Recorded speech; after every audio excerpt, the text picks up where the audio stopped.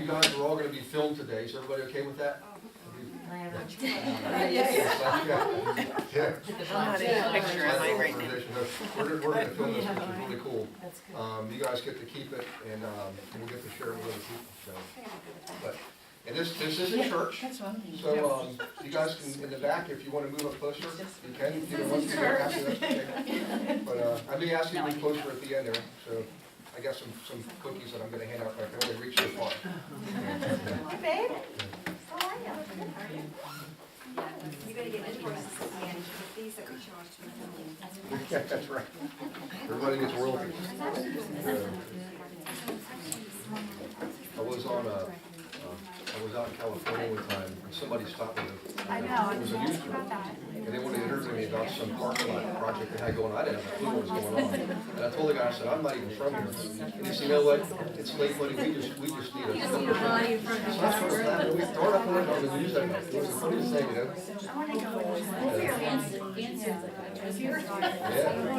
Yeah, really. What part of it? When I tell you, I said, you know, I really, you know, the area is overdeveloped as it is, can't we leave some green space, you know? And that's what they want. They want somebody to say we need more green space and less concrete, you know? So that you're lifting it, it's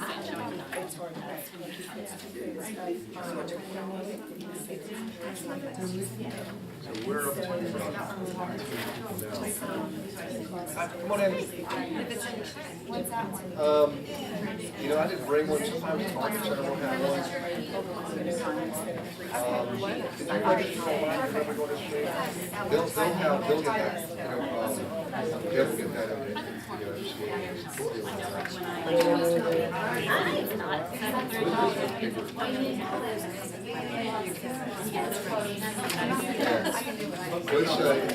funny is, when I did this years ago, I did it like a couple years ago, and I did it with the workers company, and I taught them how to do it.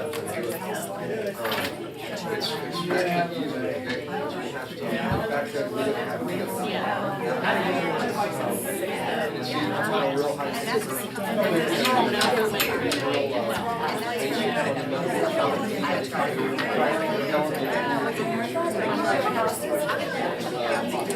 but it works. You know, and the numbers are always really good.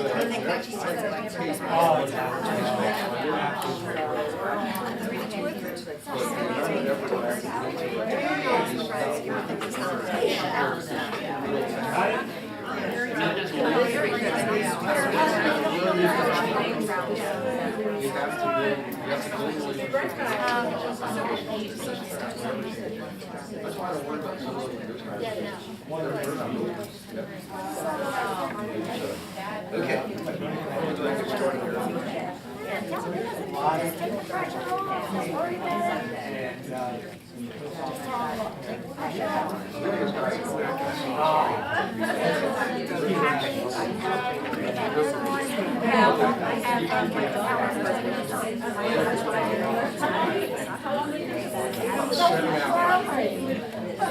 We'll be done in less than 2 hours, depending on the question. At the end, it's like an hour and a half. At the end, if people want to hang around, we'll hang around more. If not, we okay, cool. Remind me of.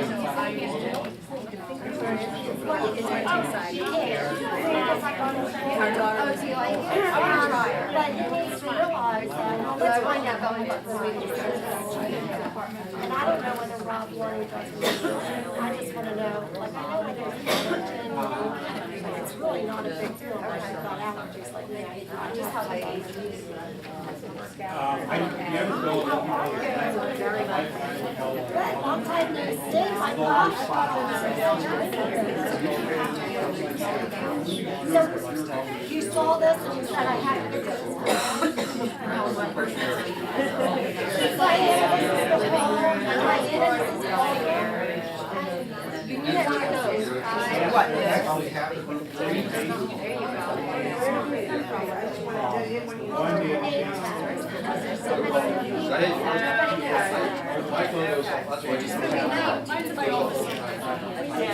Morning, everybody.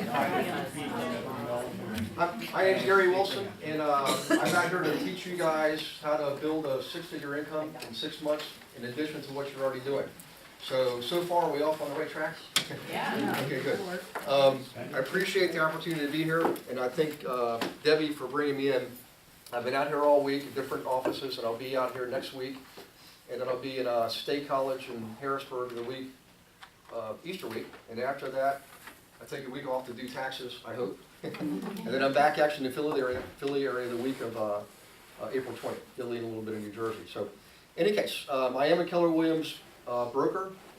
I've been with Keller Williams for about 2.5 years. I had my own brokerage company that I merged with Keller Williams back in September of 2015. And that business was built on this model that I'm going to show you a little bit today. So now everything I'm showing you today is based on this training program. It's the Investor Agent Training Program. There's 6 modules. And when we did the beta test last year, we did one of those deals where everybody gets together for 3 days. And you know what happens when you go to those 3-day events and you spend a lot of money, right? A week, some of you will do this stuff, the next day, some will wait a week. 80% of the people will go about right back to where they were within a week. And so we didn't like that. We decided to change it up and make it a sort of like BOLD. You know how BOLD is? It's called experiential training. So we dole it out in chunks, basically a chunk a week. This is for 6 weeks. So what I'm doing today is strictly from Module 1, okay? Parts of Module 1. The reason is the stuff I'm showing you today is real actual content that you can use. Whether you decide to work with agents or not, it doesn't matter. You can still use this stuff. That way everybody walks away with some value for the 2 hours time. Does that sound fair? Yes. Okay, good. Now first off, how many people here have already worked with agents in the past? Or currently? Okay?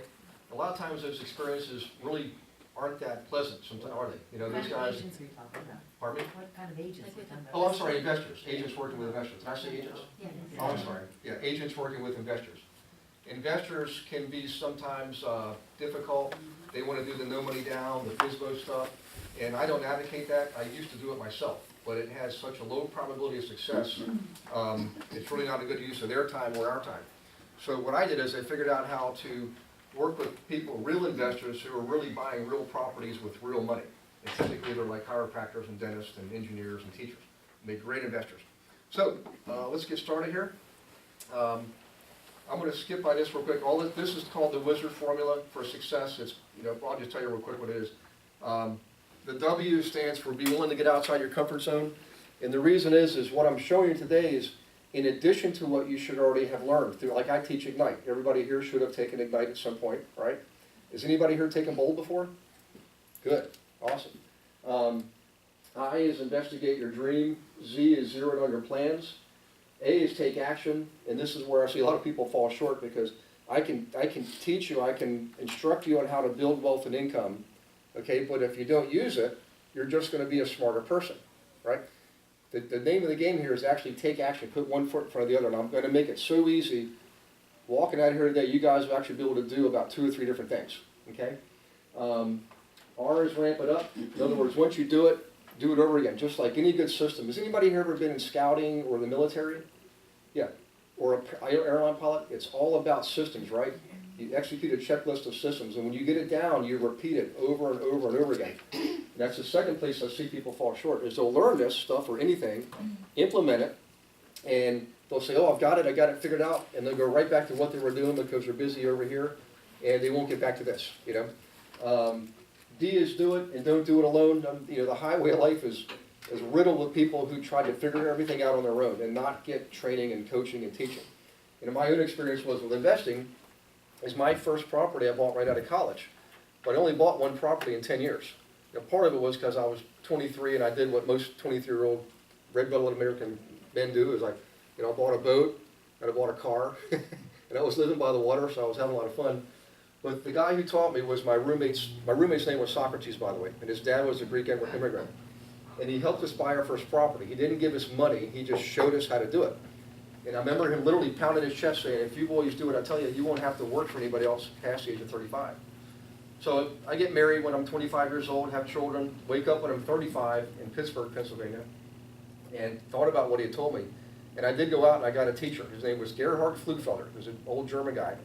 And he taught me how to really invest properly, and it's not that complicated.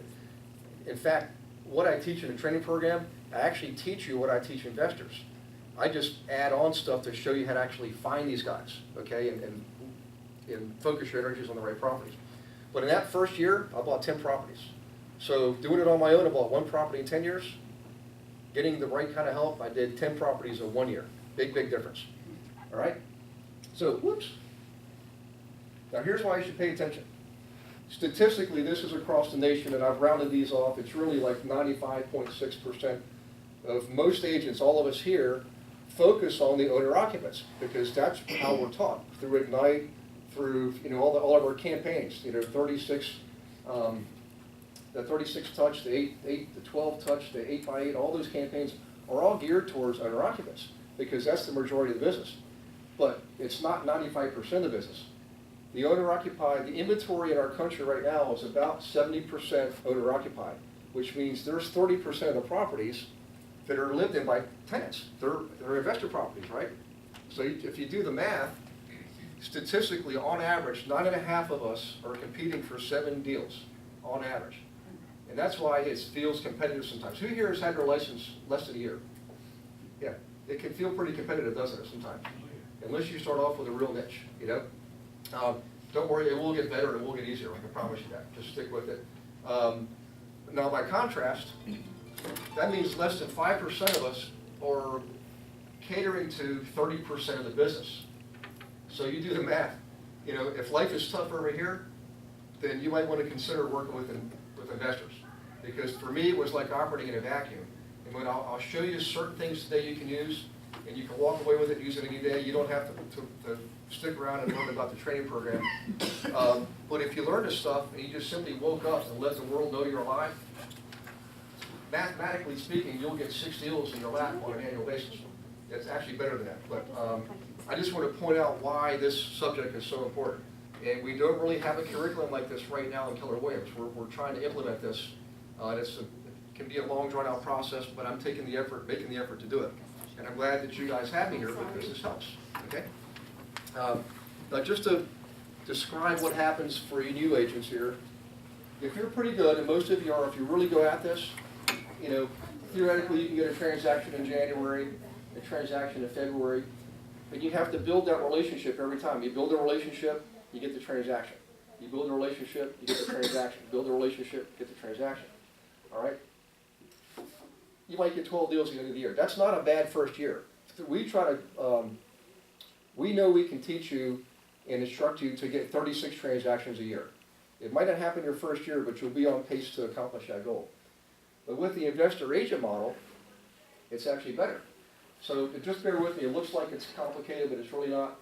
I made some assumptions here. This is a cumulative table. In other words, you get one guy in January who buys a property, and in February you get another guy, he buys a property, but the first guy buys another property in February. So cumulatively you got 3 transactions. Does that make sense? So throughout the year you're building up your cumulative transaction count. Now I assume a $2,000 minimum. Around here your minimum might be more like $3,000. I don't know what that is for the area. But I'll know that the average commission size around the country right now is actually higher. It's about $6,215. So you guys are around here, what's your, about 270? Is that your average transaction size? 270, 300? Not for investors. No, I mean generally speaking. Yeah. 250. Yeah. So your average commission is a little bit higher. You know, probably 7,000 or 8,000. Now, cumulatively, if you keep going, do you work with investors? Mm-hmm. Good. How do you like it? I like investors. Yeah. Cash as is, no inspections, Yeah. easy deals, 30-day settlement, get paid right away, but the average sale price is way lower. Yeah. Well, that's just because of the group you're working with. I'm going to show you how to cater to a different crowd. Okay? You can still do those guys, and I did too, but I started attracting, matter of fact, the guys that were coming through, like Rhea and Acre, a certain percentage of them were guys like chiropractors and dentists. And they're not afraid to put their money down and get the bank loan for 80%. And they're buying better properties. They're not buying little junkers. They're buying 5, 6, 10-unit buildings. That's when the stuff really starts getting exciting, you know. So in any case, my first year, I didn't do 72 transactions. My first year doing this, I actually did 110 transactions. And I did it without any assistance, no admin at all. I did everything myself. And guess what? It only took me about 30 hours a week. okay? Because there's a way you work with investors, it's different than the way you work with owner occupants. It's a different mindset, it's a different behavior, so there's different habits involved. And also the reality is, you know, just like the owner occupied business, in the investor business, some days the bear gets you, some days you get the bear. In other words, you'll have a lot of those, you know, $50,000, $100,000 price properties, but over time you'll start to get some bigger properties. And a lot of these guys that are starting out at that level, just like me, will grow and grow and grow and buy bigger and bigger properties. And the more money they make, the more money you guys make. Okay? So, you guys are ready to take action? I promise you. I'm going to flip over here to another set of material and show you some cool stuff. And you can look at that if you want while I do this. That's just, we're told we're supposed to put a slide up that talks about me, so, but I'll let you guys read it while I flip over to the other material. So hang on one second. I can find my mouse. I think that's going to go there. And I'm going to go here. This will take just a second. I'm going to start showing you some actual content, okay? So bear with me, I'm not purposely trying to skip by all these to, you know, to not show you stuff. It's just I want to show you just some basic things that you can use today. And here's one of them. Now, on these screens I'm showing you with the URLs. You can write them down if you want, but don't worry about it. I'm going to send out, actually Beverly will send out, as long as you register through the web page, she'll send you the book. By the way, everybody gets the book electronically. And I'm going to give you these slides today, so you'll have these URLs, okay? That way you can kind of focus on what I'm talking about. This website here is called banktracker.com. And it was created by students, grad students at American University down in Washington, D.C. They didn't create it for us. We just happened to discover it through our efforts working with investors. But what it shows you is this. This is a bank in rural Virginia. Oops, how can I do this? I'm sorry, not rural Virginia, Tidewater, Virginia. There we go. So what it shows you is this. It measures the level of defaulted assets in a bank, which is their foreclosures. Their bad loans, their mortgages have gone bad, okay? So the blue bar, and I apologize for you guys, way back in the corner, I know it's small print. You can move up though. I don't spit anymore when I talk. You don't need an umbrella, okay? And I'm not a preacher, although I wanted to be at one point. The blue bar shows the national average of defaulted assets, i.e. bad mortgages. The gold bar is how this bank is performing. And you can see, back in 2011, this bank was in pretty bad shape, okay? And I know the guy that runs this bank. His grandfather started it, and I went to school with him.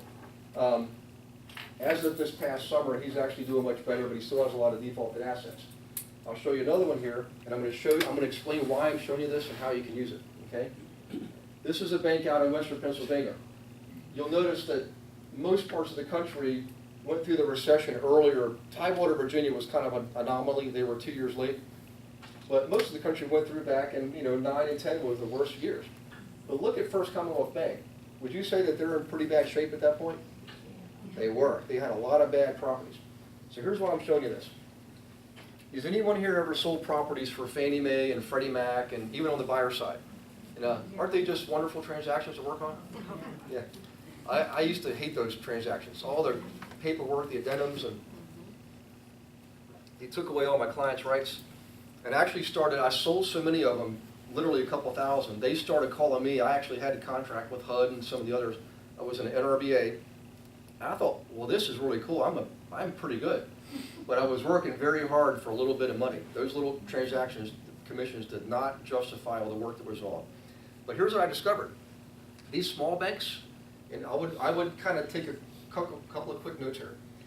If you could think of small banks in the area, banks that are 1 branch, 5 branches, 10 branches, okay? Here's how you can use this. Every bank in the country is on this, and they keep it current, by the way. And here's what I did with this bank. I was still investing at the time, and I had a lot of clients who invested. So I went in and talked to one of the loan officers, and I said, I'd like to buy one of your properties, or better yet, I have clients who'd like to buy them too. Would you let me get one of the properties under contract, list it for you, and sell it? And guess what they said? No, they said, no. Get out of here, young man. But I'm pretty stubborn. I'm Irish and Scottish. Patrick is Irish and Wilson is Scottish. I didn't want to give up. So I went back, and I don't know what the trick was, actually, and what I would do for you guys, don't wear a tie and a jacket, just roll up your sleeves, business casual, and for women, business casual, okay? And I went in, I had a little clipboard, and I actually took a printout of all my clients, just a first initial, last name. I didn't give them names, addresses and phone numbers. And I said, look, give me a chance to sell one property. Just let me sell one. If I sell it in 30 days, will you do business with me? And he said, you know what, we'll give you a shot. Because the small banks try to do everything themselves. But banks are not realtors, banks are bankers, okay? So he gave me one, and I sold it in like 3 days.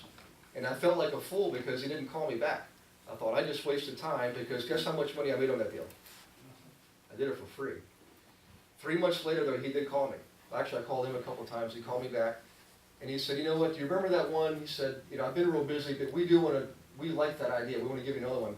So in about a 6-month time frame, I sold 26 of their troubled assets. Now, I'm not the reason their bar went down. I'm probably a little bit of a part of it. But, so I earned 26 commissions, and here's one of the beautiful things about this. For you guys who worked on the Fannie Mae deals, with these guys, you get to use our own par forms. We get to use our regular listing forms. There's none of the addendums, there's none of that, all the other stuff, the headache stuff. It's just crazy. It's much easier working with these small banks. And I started doing it again. Some banks I'd only get 1 or 2 deals because they're real small. But a lot of banks, up to about 5 or 10 branches, they're willing to work with you. Does that sound like a real easy way to go out and get some good deals? Particularly, who here actually invests themselves? I know you do. Yeah. Have you ever thought about that idea? Go and approach these guys directly, the small banks? I promise you, they'll do it. Just try it. Just like you are right now, it's just perfect. Just be yourself. What I found out is if you just be yourself, your authentic, true self, you'll get a lot further. That's probably true in most walks of life. But that's one thing I wanted to show you, and I've got several more. If I can find where there it is. Sorry. You guys like that one so far? It didn't cost no money. There's no high tech, no Facebook, no LinkedIn, no internet, nothing. Just good old fashioned relationship business. So, all right, this next one here, again, don't write it down, and I'm just showing this as an example. Every region in the country, every county in the country, and every municipality in the country has a planning commission. Okay? Now, planning commissions are important to us because they're the guys that get involved when we have to have like a new bridge or a road project or a new building, right? So what I discovered is this. Planning commissions publish census data. And here's why this is important. I just kind of stumbled on this too. By the way, if you Google, what county are we in right here? Bucks County. If you Google Bucks County Planning Commission, you'll probably find it in about 1 second. And look on their screen and you'll see something that'll say, will say census data or like demographics. You click on that and you'll get this stuff here. The reason this is important is a couple of reasons. If you go to the census.gov website, and I'm going to give you that website here in a little bit, it is a little bit complex. It's not designed for guys like us to use for our purposes. And it takes a lot. It took me, I have a computer science degree, all right? I'm not a genius, but that census.gov website took me a while to figure out. Have you ever used it before? Yeah, what do you see what you can get this stuff here? So I'll give you an example.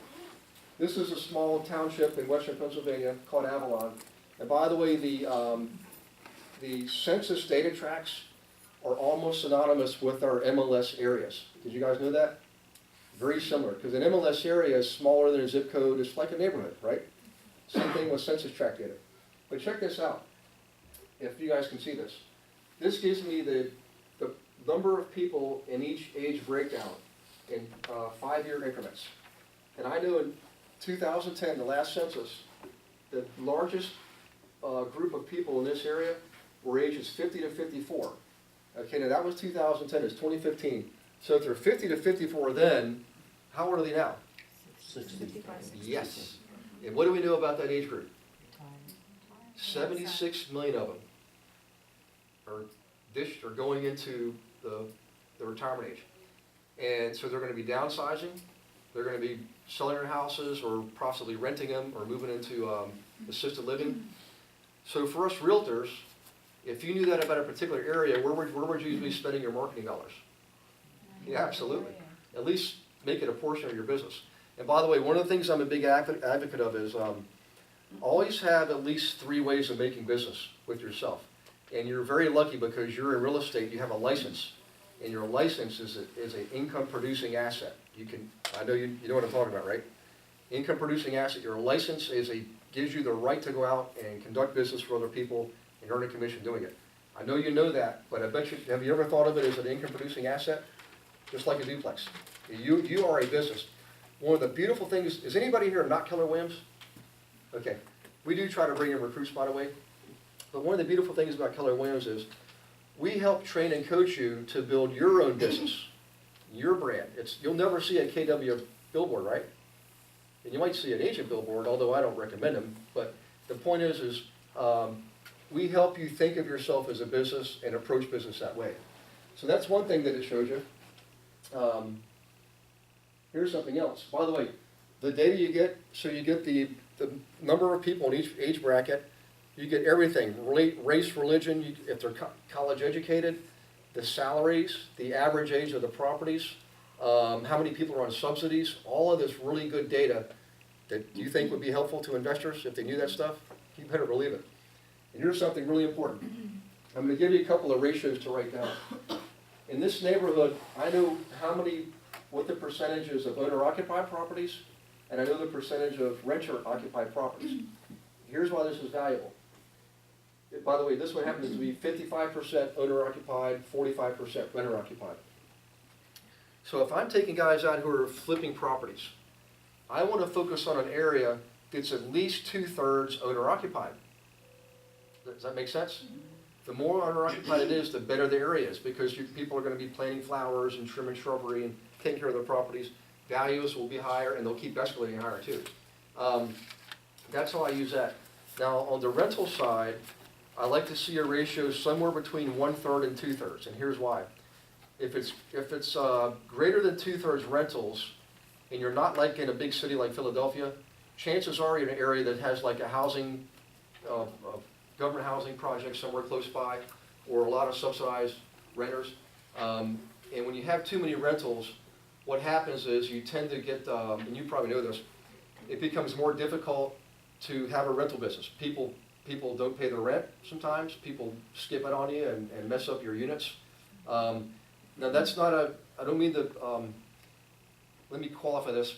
In Philadelphia, just to give an example, back to the second slide where I had the 70% was owner-occupied, 30% was tenant-occupied, that's national average. Philadelphia is 46% tenant-occupied, okay? So that's an exception, that's a downtown inner city. But are all those properties bad properties? Heck no, there's some nice ones I know. Big, nice tall buildings. So keep that in mind, but out in when you're not in a big city like that, when you're out in the suburbs, okay, generally speaking, if you follow those ratios, you'll be in good shape. I know from experience working with a lot of the renters, and I've learned, I did this myself when I first started. I tried to buy as much property as I could, which meant I went down in value. I was buying the most property I could to get the most rents. But I didn't get to keep all those rents. I had to fight really hard to get those rents. And people would mess up my units, and I finally realized I'm going to move up above that 1/3 mark. And what happened is, it looked like initially I was trading more dollars for less income, but it was more certain income. I didn't have to fight so hard for the income. It was better, and the properties went up in value, and the rents went up. So for you guys who like to work with people buying rentals, when you can show them this stuff statistically, and I'll show you some more stuff, by the way, you're letting the data do the talking. See, it's one thing for you and I to talk to our clients and try to convince them of something, but they're going to have some natural skepticism, right? Because they consider us to be salesmen. But if you let the data do the talking, the data is the bad guy, not you. And it's numbers don't lie. You get it, don't you? Yeah. So here's the bottom line. When your investors make more money, you guys will make more money. So, okay, that's that one there. Before I go any further, any questions on this and why it's valuable and how you can use it? So for you guys who work with investors, can you see yourself using this and showing your investors? It'll build some loyalty. They'll be less inclined to go try other people. And I don't like working with investors who say, well, I have other agents too who are showing me properties. that's a bad sign. I'm gonna show you how to actually find investors who will be more loyal, because you're gonna give them stuff. Matter of fact, everything I give you through this program is not just intended for you guys to use and learn, it's intended for you to give to your clients. Give them the calculators, give them the spreadsheets, give them everything, you know. Matter of fact, when I give listings out to investors, I give them the full listing with everything in it. I don't hold anything back. With investors, you want to give them as much information as you possibly can, give them all the tools, help them do more of the analysis. Because one of the worst things you can find yourself in is a relationship where the investor says, well, you just go find me a deal and you show it to me when you get it and I'll let you know if I want it. You guys had those before? Yes. That's not a healthy relationship. You guys are more valuable than that. You are far more valuable than that, okay? Any case, so I'm gonna skip through some of this other data. And again, there's all kinds of stuff here. You can look at it on your own and determine if you want to use it. I think you should use it. But here's something really cool. This is called melissadata.com. And I'm going to skip to a screen that has some data on here. So melissadata.com is based on U.S. Postal Service data. And have you ever heard, anybody here has ever used EDD, Every Door Direct? Yeah. How'd you like that campaign? I like it. Yeah, how many cards did you sit out? 5,000. 5,000. What was your callback rate on the first batch? I got 2 listings. Yeah, so 2 listings out of 5,000 cars. Mm-hmm. I'm going to show you how to dramatically improve your return on investment, okay? That's statistically the national averages, and if you do it over time, over 12 months, your numbers should go up. Your ROI should be more like 2 out of 1,000. That's the national average. But I'm going to show you what I did to send specifically written letters to specific people about specific properties. And I've had situations where I get 25% of the mailings I get listings on. You know, it's you're thinking niche, because most of the stuff we're taught is geared towards owner occupants, where we have to do the shotgun approach. You want to attract as many people as possible, and you don't have a board here, that's okay. There's Oh. one right there. So you guys ever heard Ben Kinney talk? Mm-hmm. Yes. Okay, so you're going to be familiar with some of this here. Sorry, I'm not sure why, oops. That's a dollar sign. It's just a certain number of people. So when you do those mailings and you use Facebook and all kinds of other stuff, those guys are coming in from the unknown world, and you really don't know them and they don't know you. And you have to nurture those leads a lot to turn them into prospects, to then service them and turn them into paying clients.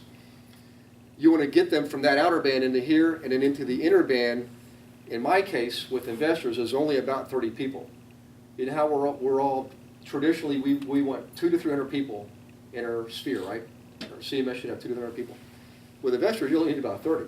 Because out of that group, about 6 of them are going to be what I call the money game. They're actually in transactions, spending money, which means you're making money. So what I learned to do is bypass all this stuff, you know, because matter of fact, I'll just tell you, I spent a couple years ago $2,000 to learn Facebook. Facebook isn't like what you think it is when you're on there posting things or reading stuff from your Uncle Tom. Advertising, there's a whole infrastructure behind it, and it is complex. I learned how to use it, and I was able to generate transactions from it, but it took far more time than the stuff that I was already using. So I just stopped doing it. I still have Facebook, and I have like a little drip campaign going. But in any case, I just want to explain why I'm going to show you what I want to show you is important, because if you only had to focus on about 30 people at a time, is that easier than focusing on 200 to 300? Yeah. Yep. So by the way, out of your sphere of 200 to 300, is anybody here not yet developed their CMS? Even if it's just an Excel spreadsheet. You know, your people that you know, name, number, email, address. Everybody should have. When I first did mine, I came out of banking and I had a computer science degree, so they didn't let me out to see people in public. I wasn't allowed to see people. So my CMS initially had like 20 people in it. And I thought, I made a mistake here. But my instructor, John Zisner, said, you know what, every day spend 10 minutes on it. And within a week, I had like 200 people. Everybody knows 200 people. I'm willing to bet you if you went through your sphere and you thought about each person and how you knew them and what you knew about them, and you could rank them 1 to 10, 1 being not likely to invest, 10 being likely to invest, I bet you you'll have about 10 people in there that would make very easily likely candidates for investing. Chances are they already do, you know, or they just taken a class or read a book or whatever. You know, that approach is called, you just start with where you are, who you are, and what you know. If you're making 100,000 right now and you want to get to $500,000, do you start over there where the $500,000 is? No, you start right where you are. Start with the people you know and what you know. Don't spend a lot of money, okay? Ask your team leader, she'll tell you, man, do whatever you can do with what you have available to you to just get that first transaction. It'll get better from there. Just get that first one. Get a little bit of money coming in, right? Then you can do things like mailing campaigns. You know, it's hard for you guys to get started. We know that, you know? Okay, so here's how I use this. Sorry I went off on a tangent there, but melissadata.com, I really didn't like the campaigns. I was able to make them work, but my ROI wasn't as much as I wanted. What I discovered though is some really cool data. So they actually give you the carrier routes for any zip code. This is one particular zip code it's down in Pocosa, Virginia. And I know in that zip code there's 7 carrier routes for residential. I can see the number of properties in there. I can see the average salaries that people make. And I can see the average home value. Now that might seem a little bit spooky. Why does the Postal Service have this data? You know? Well, the answer is everything about us is out there somewhere on the World Wide Web. But if I have somebody coming into town who's looking to buy a 4-bedroom, 2-bathroom house, I know I can go to the carrier routes and find out where the most houses are and in the price range that they're looking for in a real quick, in a snapshot. More importantly, if I'm working with investors who want to flip houses, you know, if you're a guy who flips out, has anybody here flipped their own houses before? Yeah. If you think about it, your first time out, you may have been lucky, made some money, maybe you didn't. But if you knew exactly where there was more fish, you know, the highest level of inventory, most properties, the most people with the best salaries and the best home values, you probably would go there to flip, right? Absolutely. Now hold that thought, because I'm going to show you something a few minutes later that's going to help qualify that and show you exactly where to start and how to know how to do that. Here's another one, another zip code out in western Pennsylvania. And I chose this because it's a great demonstration of rental properties. There's multiple carrier routes, but I can see in here there's 3 routes that have the most rentals. 41, 67, and 61. Is that right? Yeah. I can see the number of residents, I can see their average salaries, and I can see the average property value. So if I'm taking a guy out who's buying rental properties, he may initially say, Gary, I want to go to whatever part of town, because he knows there's a lot of properties available there and they're low price. There's a reason there's a lot of properties there at low price, because other investors are trying to get the heck out because they made a mistake. They bought a piece of junk, they got bad tenants, and they want to dump it. I prefer to go to the areas, I know there's a lot of units, I know there's a lot of people, I know they make good salaries, and I know the property values are decent and they'll continue to escalate. And actually I'll show you an example of a property. A guy bought, one of my clients bought a 15-unit building in one of these carrier routes. And when I get there, I'll show it to you. But in any case, can you guys see how this can be valuable to you? Any light bulbs going off? And, yeah, and how you can use it? Invaluable, save you a ton of time. Why would I go, and by the way, the Postal Service will actually give you the route, the actual route itself. So why would I focus any energy at all on these other carrier routes? There's maybe 12 of them, and yet only 3 of them really make the most sense. You have to really leverage your time as effectively as possible in this business, because it can suck up a lot of time, can't it? Yep. When you use this stuff, you'll focus your energies and use your time and energy a lot more effectively. Okay. So, all right. If I'm going too fast or you have questions, please raise your hand. I love questions. Yes. So in reference to this site, you're saying use this in conjunction with Indeed, right?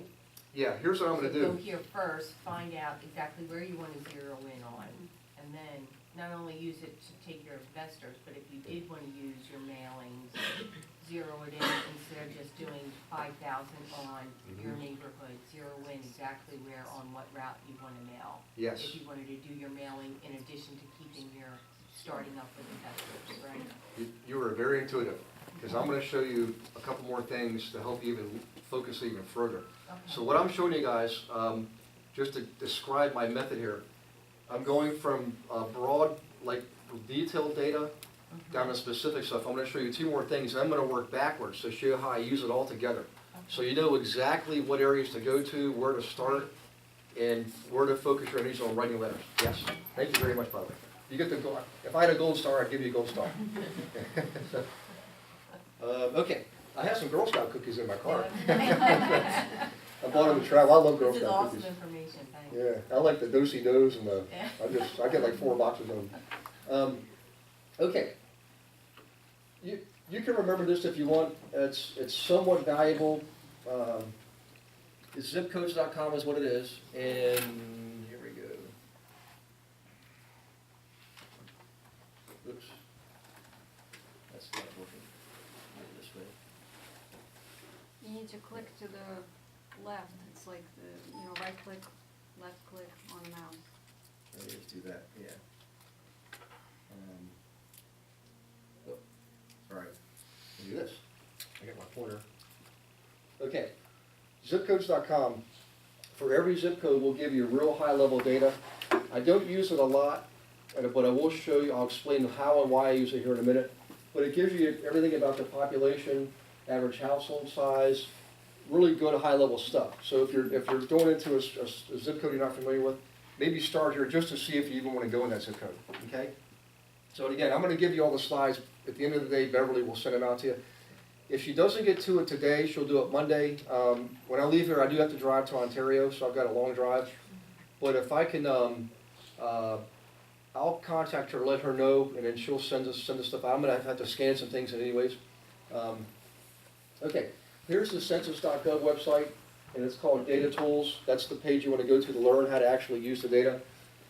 If it's a real bad, nasty, rainy Saturday, for example, and you want to have more information about any particular area, I do recommend doing this. Again, I'm a computer science guy, so I'm kind of a nerd. But once you learn a particular area, the information doesn't change. It only takes about an hour, okay? If you think about neighborhood and demographic information, how often does it change? Not very. I mean, the census is every 10 years, so you know at least it's good for 10 years. But the reality is, in the real world, neighborhoods stay relatively the same over long periods of time, at least a generation, if not more, right? So once you know an area, and the difference is this, are most of you guys from the area, you raise your hand if you're like born and raised, yeah. So you have certain impressions about certain neighborhoods. They could be right, they could be wrong. It's just what you've heard from your parents and your friends and your neighbors over the years, right? But if you have this kind of information, you'll know exactly what's going on in that area. You'll be able to, by the way, everything back to 1940 is now loaded online. So you can actually look at trends and see how areas have changed, good or bad. But here's something I really want to focus in on. This is called a school report.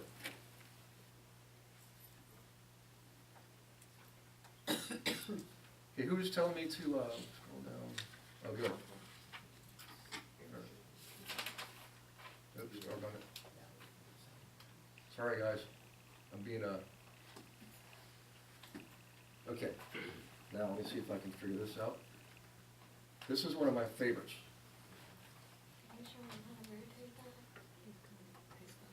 All right. This is called a school report. This is not something you can get online. Quickly, what is it? This has to be created by either you personally or someone in your market center. And when I first merged with Keller Williams 2.5 years ago, I discovered this on the resource page of our market center's website. And I liked it so much, I decided that wherever I go, I'm going to introduce it. And I did, after my merger, I took the core component of my business and I rolled it out in 11 different market centers.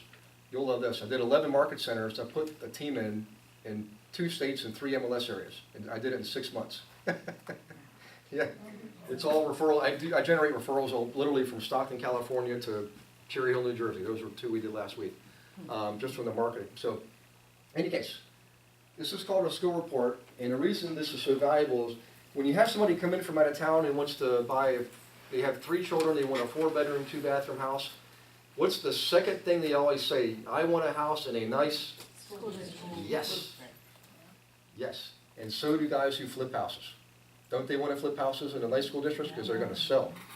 So, and I apologize, this is, it's probably hard for you guys in the back to see, but your eyes should be drawn to probably this upper right-hand corner here, because those are the bigger numbers, right? So each column, each pair of columns is a school district with actives and solds. Active and sold, for each school district. The rows are the pricing bands, $50,000 increments, and then you get to 500 and it's $100,000 increments, okay? So when I look at this, what I'm looking for is a ratio of more solds than actives. So if I look at Seneca Valley, because I'm over on the right and it's easy for me to point to, and this is done every quarter, by the way, every 3 months, 90 days. In this particular 90-day period, 65 homes sold, and yet right now only 28 are active. So for those of you who've had your license more than a year, what does that tell you about that neighborhood? That price band, yeah, that's probably got a days on market of about 30 days, you know? If you guys are in this, by the way, let's look at some others. This is 39 solds to 15 active. This is 35 solds to 13 active. This one's about even now, I'm not getting so excited. But from 150 to 300, that's 3 price bands in one school district where the average days on market is probably about 30 days. So if you're looking to, even if you only work with owner occupants, where are you going to go spend your time and energy and effort? To market. Yes. Don't go to any other area. Go to those areas. You can use this report.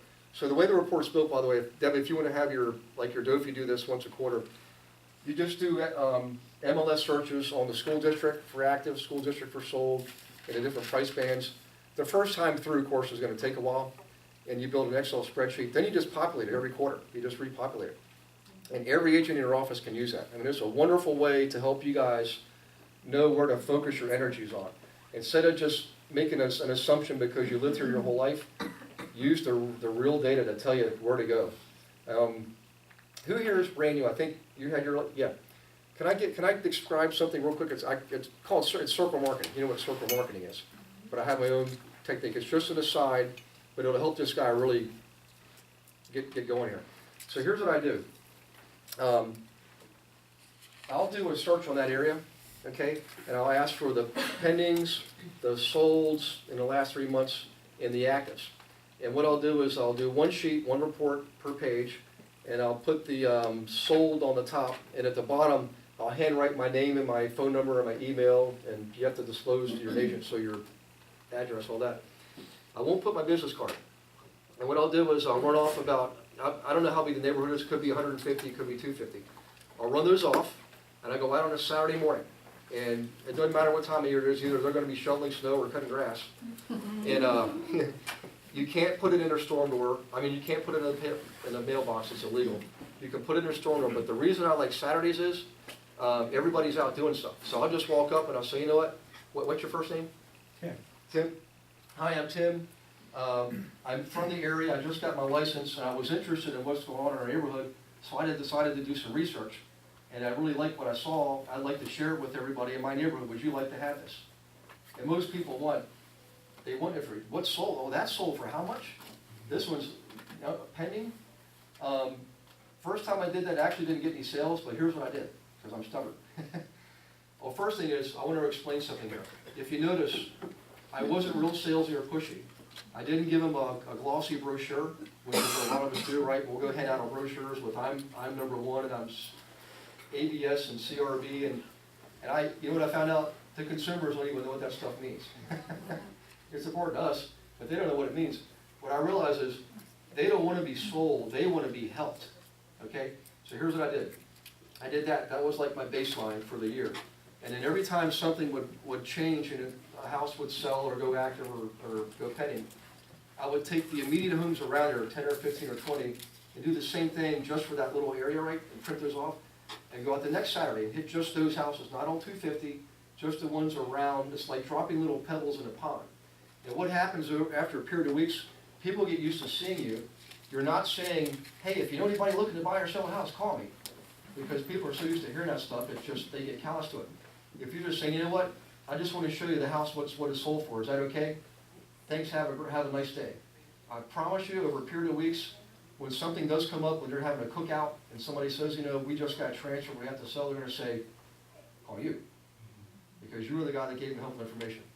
And here's why. I'm not from a sales background. I mean, again, computer science, I grew up in the way, way out in the boonies. Our main road was a dirt road. But here's what I learned. I just did this because I was just naive enough to try it. I learned that if you let people get to know you a little bit, so that they have an opportunity to like you, should they choose to like you, trust is right around the corner. And when they know you and like you and trust you, I promise you, you will get business that way. You know, always think in terms of service. I believe we're all here to serve others. I choose the vocation of teaching to serve others now, okay? And in real estate, we're automatically servants. We serve the general public by helping them buy and sell properties, whether they're owner occupants or investors.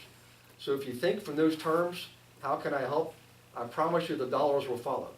And it's not going to be an exact, I did X today and I got Z tomorrow. Over time, it will absolutely take hold and have effect. Has anybody operated that way and felt? Yeah.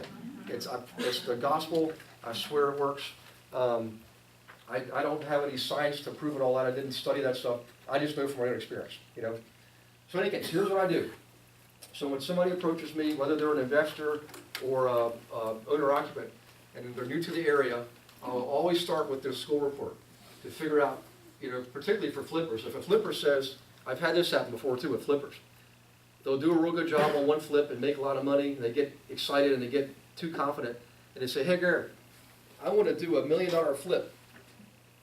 How much money is he going to make in the $1 million range?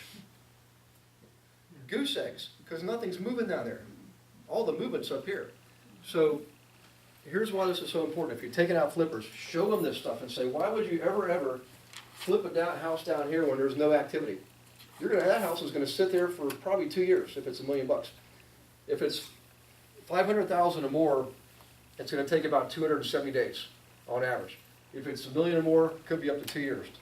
If he's not making money, guys, you are making money. But if he's up here and he's turning these properties over at 200,000 bucks a pop, you're at a minimum going to get 6,000 bucks. But here's why I really like working with flippers, because I help him buy the house in the beginning, and it might be a junker for 100,000 bucks. I make 3,000 on one side, but he remodels it or she remodels it, puts it back on the market. When I list it for 200,000, it's going to sell, because statistically, listings nationally, only 56% sell in the original term, but not flip houses. Flip houses always sell, because those investors have to get their money back. They have to get their capital back. They are absolutely going to sell. I love selling flip houses, because it's like a guaranteed sale. It's been newly remodeled. The guy has to have his money. I mean, he's going to sell. You know, it's the motivation's different. And if you're lucky and you have some decent marketing, you might actually get the end user buyer. You make so in one client, in one property, you could actually get 3 sides. You know, that's why I love working with flippers. So anyway, so I would start with this report, and then I would go back, possibly use zip codes just to do some validation. But I would go to the carrier routes to figure out where in that zip code do I want to be. And then I would use the municipal website data, which is the census data, to substantiate everything. You know, particularly if I'm not familiar with the area, or in the case of the clients, they're not, or if it's an investor and I have to explain to him why he should be in these areas. Does that make sense? So what I did is I went in reverse. I showed you the detail stuff to this, and then work my way backwards. So the sequence of events is start with this, then use the zip code data if you want to. Definitely use the U.S. Postal Service data, and then go back and finally validate it with the census data, either from census.gov directly or the municipal website. Okay, that's part A. Is everybody okay so far? Yes? What's your disc profile? You know, it's funny. It's actually changed. I went through some kind of dramatic, life-changing events a few years ago, and I've had the AVA done a couple times. And you really do change. When something happens like that, it does change a person fundamentally. I used to be all D, with enough I where I could actually get along with people, you know. And I had no, I think it's the S, which is really strange because my S has now gone up. I have this, I have a natural desire to want to help people and serve them, which I didn't have before. And my D has dropped a little bit. So I don't make as much money as I used to, but I'm a whole lot happier, you know. So, and I can be by myself. I love reading. You know, I love sitting on a lake just drawing. I write. But I love being with people too. But the thing is, the teaching is really that's my calling. You know, used to be I was building all those businesses. I had hundreds of properties, and I was an empire builder. And I wasn't happy. It cost me dearly, as a matter of fact, changed my life. I'll explain something here in a minute that'll make a lot more sense, because it probably is The confusing. reason I ask is because I can't do that. Yeah, I'm too high I have no D in me, and I just can't do that. yeah, All my activity comes from social activities. yeah. Well, I'll tell you what, you don't have to, honestly, if you, the stuff that's in here, it's not all that kind of stuff. There's a calculator called the Rental Property Reporter that everything that I give you in the program is intended for you to know about it and how to use it. You don't have to use it yourself. Give it to your clients, because chances are they'll want to use it. This is an awesome calculator, by the way. It gives you not just your return on your investment property, but the reason I like it is a few years ago we noticed a lot of Wall Street guys were getting into real estate. And by the way, think about this. If Wall Street guys are running from Wall Street, what does that tell you? Pretty scary stuff. So, yeah, well, this gives you things like internal rate of return, future value of current cash flows. Now you're talking their language. And those guys, when you give them this kind of stuff, they won't go to any other agent, because no other agent is giving them this stuff, There's another one I'll show you here real quick. Let's see, maybe it's back here. Oh, now you may have seen this. Has anybody here ever taken CCIM classes at all? Yeah, it's pretty tough, isn't it? Matter of fact, CCIM is the designation it takes. There's 6 classes you take over a period. You take a class for a week and you study for 6 months. Class for a week, study for 6 months. It is way more difficult than getting your brokers or anything else for that matter. But I got this from one of my classes. I took one of the classes. It's called the Opportunity Evaluator. It is for evaluating rental properties. Now, most calculators we have, or formulas, are very basic, simple. You got your gross rent, you've got your taxes, insurance, whatever, utilities, maintenance, repairs, and management. This goes into a lot more detail. It calculates the debt coverage ratio for your clients. Can you imagine giving this to your clients? You think that they would love you? They would love you, and they won't go anywhere else, I promise you that. So, in any case, what I'm going to do now is I'm going to slide over into part B, which is how do you actually find these guys? How do you find the right kind of investors who have money and they have credit and they don't mind putting 20% down and financing the rest to get decent properties? Does that sound good? You guys liking this so far? Yes. Is it different than most things you've ever been? Yeah. I know, I love this stuff, and I do teach Ignite and some other classes, and it's all valuable stuff, but it's more broad-based, and this is like literally laser beam, zero focus. Man, when you just try one or two of these things, it'll change. It'll change your performance. So what I'm going to do is I'm going to switch back here. Let's see.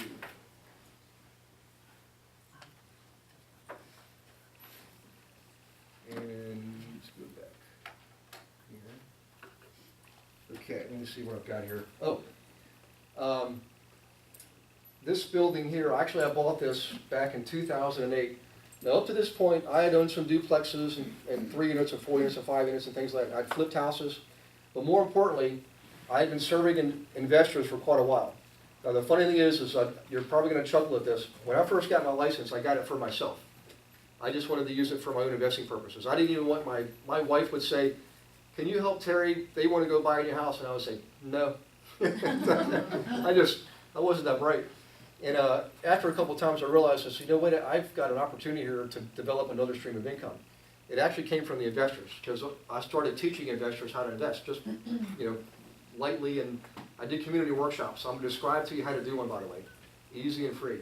So in any case, I made an offer on this. I didn't think I'd get it, but I ended up getting the offer accepted through negotiating. And then I thought, oh, darn it, what do I do now? Because there's no way I'll get a loan for this thing. It was like $1 million. 78 units, 30 garages, and it was all brick. Where'd that guy go? It's all brick, post-World War II construction, double pane windows, a nice building. So I went to the bank, and it was one of those small banks that I talked about. And a week later, the guy called me and said, Gary, you got the loan. And I just started laughing. I said, really? He said, yeah, and here's why. Most of our incomes with agency is, it fluctuates with the season, it fluctuates with the weather, for crying out loud. It fluctuates with the economy.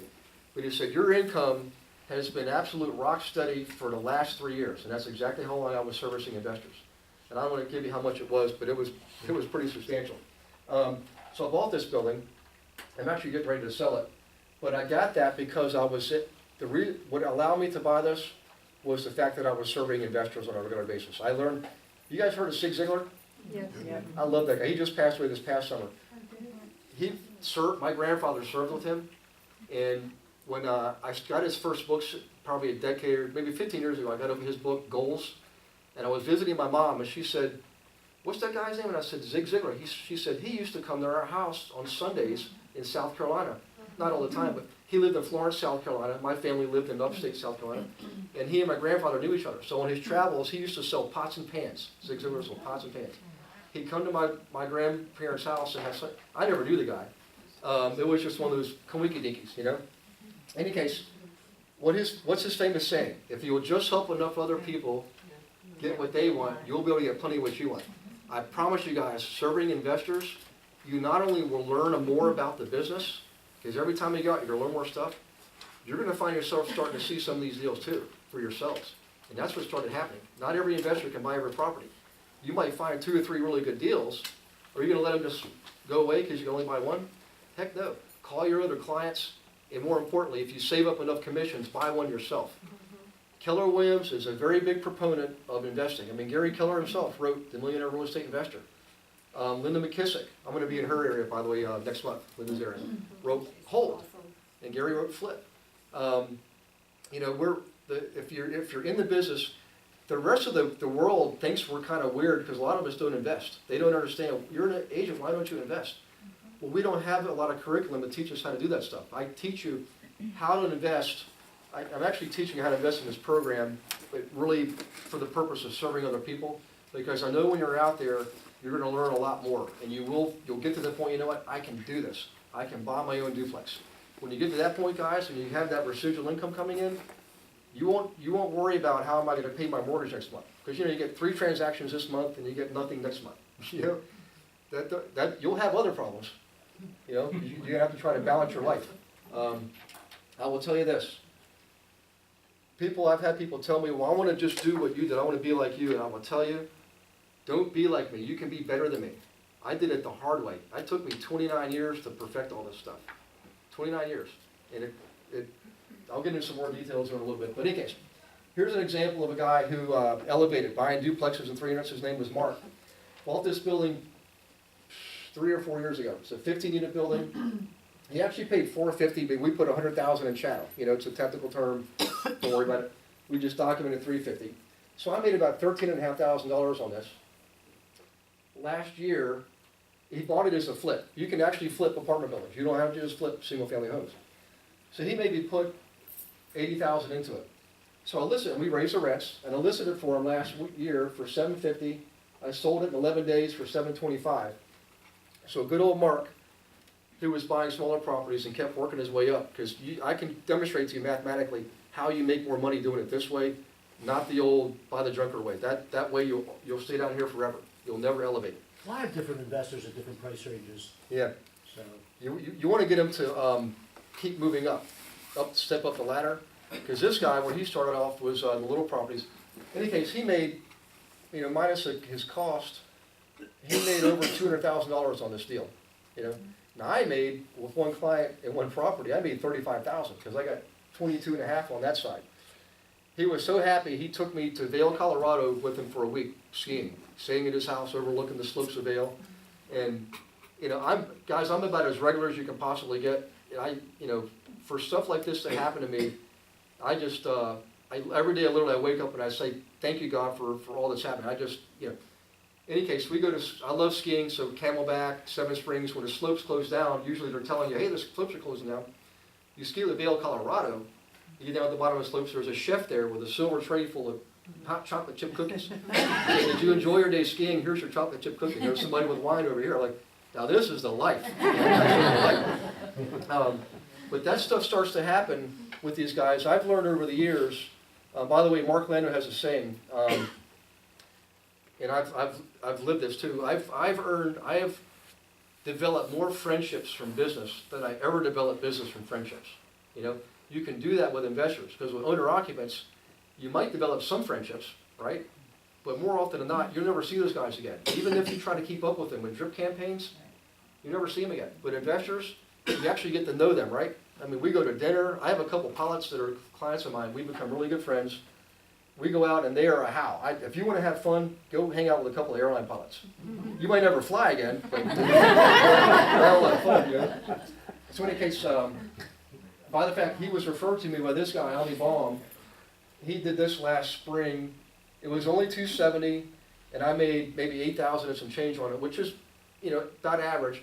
But I only worked 2 hours on that because Ami has been with me for several years. I've earned more than $76,000 on commissions serving Ami. And on this one, I worked 1 hour to go to the property, 1 hour to do the paperwork, and I got paid. Matter of fact, I don't even have to go to the closings for a lot of my investors. I don't even go to the closings. It's just not necessary. We do as a courtesy for the general public. For the owner occupants, it's expected for us to be at the closing.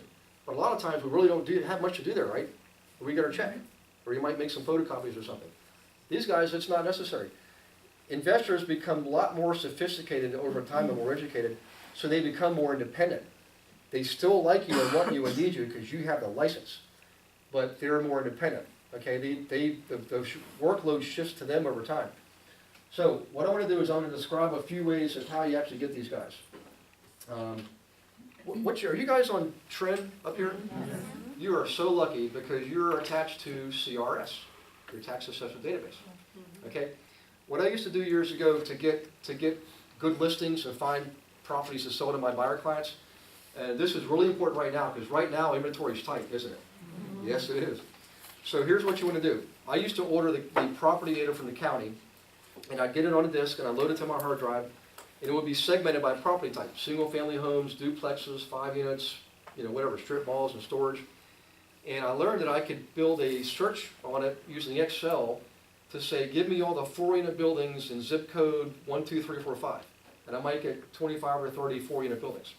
The reason I did that is I would have a couple of clients saying, hey Gary, I want some 4-unit buildings, which was not a lot on the MLS system. Actually, your MLS system right now has a lot of investor properties on it. You're very lucky. I taught this in Washington, in Northern Virginia, and they use MRIS as part of Maryland too. They have 79,000 listings.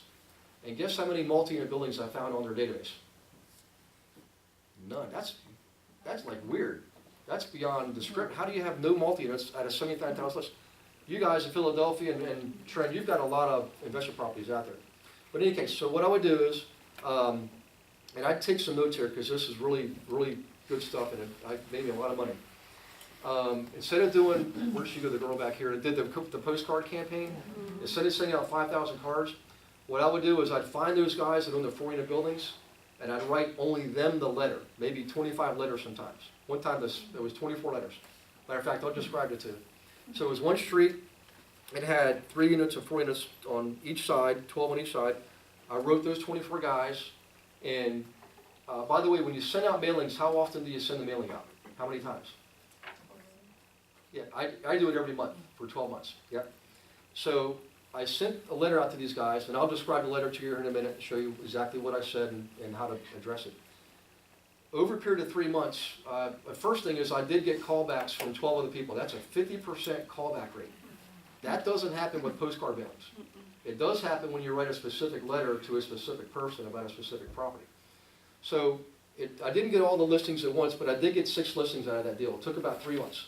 So one mailing, well, I mailed them 3 times, but 24 people, in 3 months I got 6 listings, 3 and 4 unit buildings. Pretty awesome, isn't it? Yep. So here's what I would do. On the envelope, I would have the address handwritten, okay? And the return address, you don't have to disclose who you are on the envelope. You just put your name, you know, Gary, 100 Center Avenue, whatever. Now, at the end of the day, when you get your mail, you go home tonight, you're going to have your glossy stuff and the barcode things, and those are going to go in one pile, right? And then you're going to get a hand-addressed envelope. Are you going to open it? Yeah. I know every one of my letters gets open. And on the letter, here's what I would say. I would never say, dear sir or dear friend. That would be name specific. Dear Alfred. Dear Alfred, I'm writing to you about your property located at 123 Main Street. Now, Deb knows this. When you send a letter out, the trick is to get them to read the second sentence. If Alfred opens this up and it says, Dear Alfred, I'm writing to you about your property located at 123 Main Street, you think Alfred's going to read that second sentence? Yeah. I know he is. So here's what I would say, and by the way, I give you all this stuff if you want it in the training program, the letters and everything. I would say, dear Alfred, I'm writing to you about your property located 123 Main Street. I'm not suggesting you sell your property if you don't want to. However, I like buying properties like yours, that's why I'm writing you. I looked your property up. But more importantly, I represent a couple dozen investors who want to buy properties like yours too. If you've even considered selling it, or you're just curious about what it would sell for, let me know. I'll give you a valuation for free.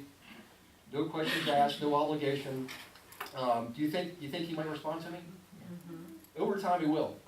When I stop a zip code and I'll move to another zip code, I've had people from the prior zip code 2 or 3 months later call me and say, how come you stopped sending me your letter? I've just been busy, but wanted to call you, just haven't gotten around to it. I'll tell you another trick, by the way. What I would do is I would change the wording up just a little bit each month, and every now and then I would do something that I thought it ends up being a really good idea.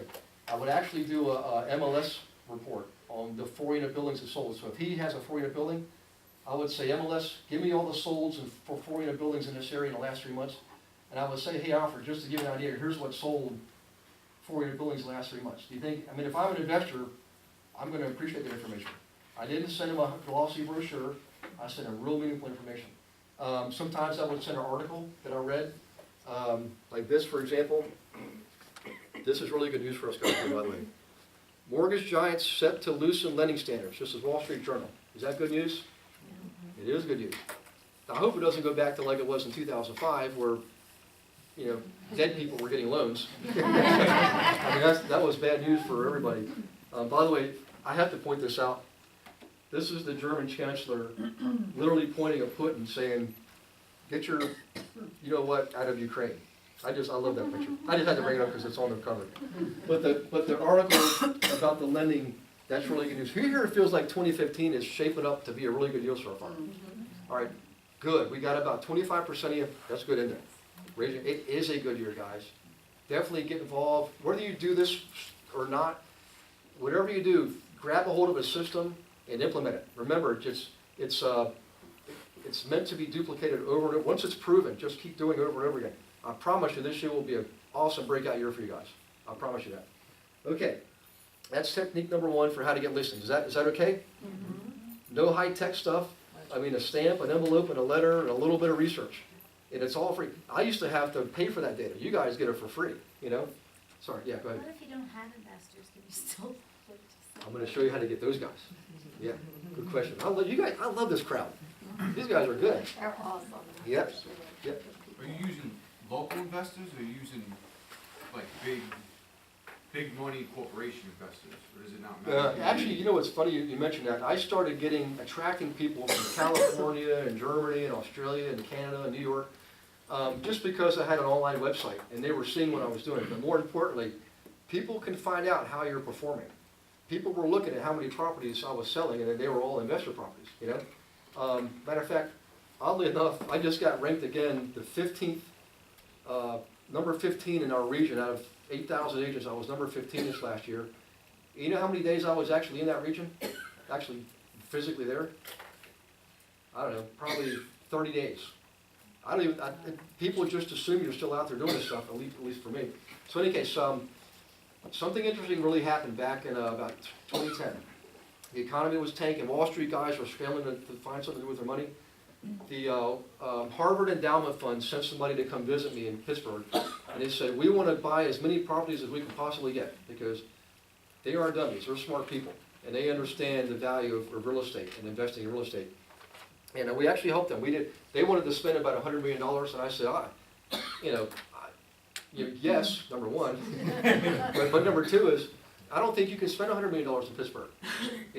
You might be able to spend $100 million in Philadelphia over a period of a year, but in Pittsburgh, that would change the whole marketplace.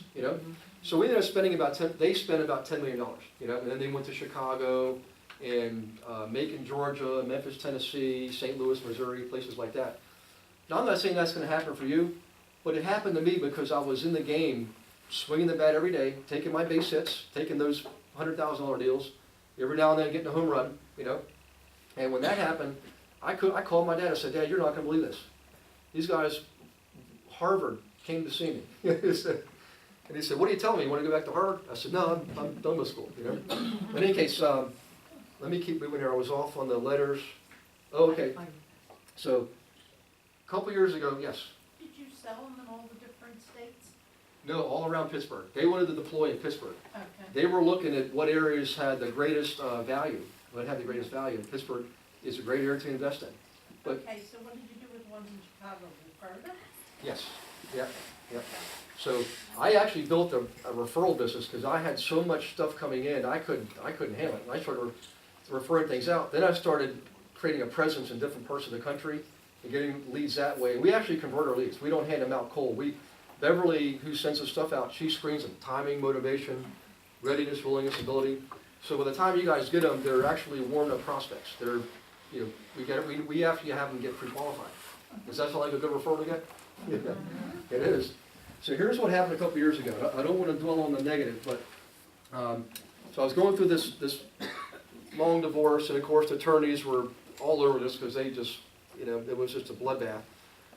But I broke my back in the middle of all that. Matter of fact, it was about 4 years ago I broke my back, and I broke it in 2 places. And of course I had to have emergency surgery. So I woke up from the surgery, and the nurses came in with more pills and shots, and I said, I don't want any of that stuff. I needed to think, because I'd already had my brokerage company. I launched a property management company.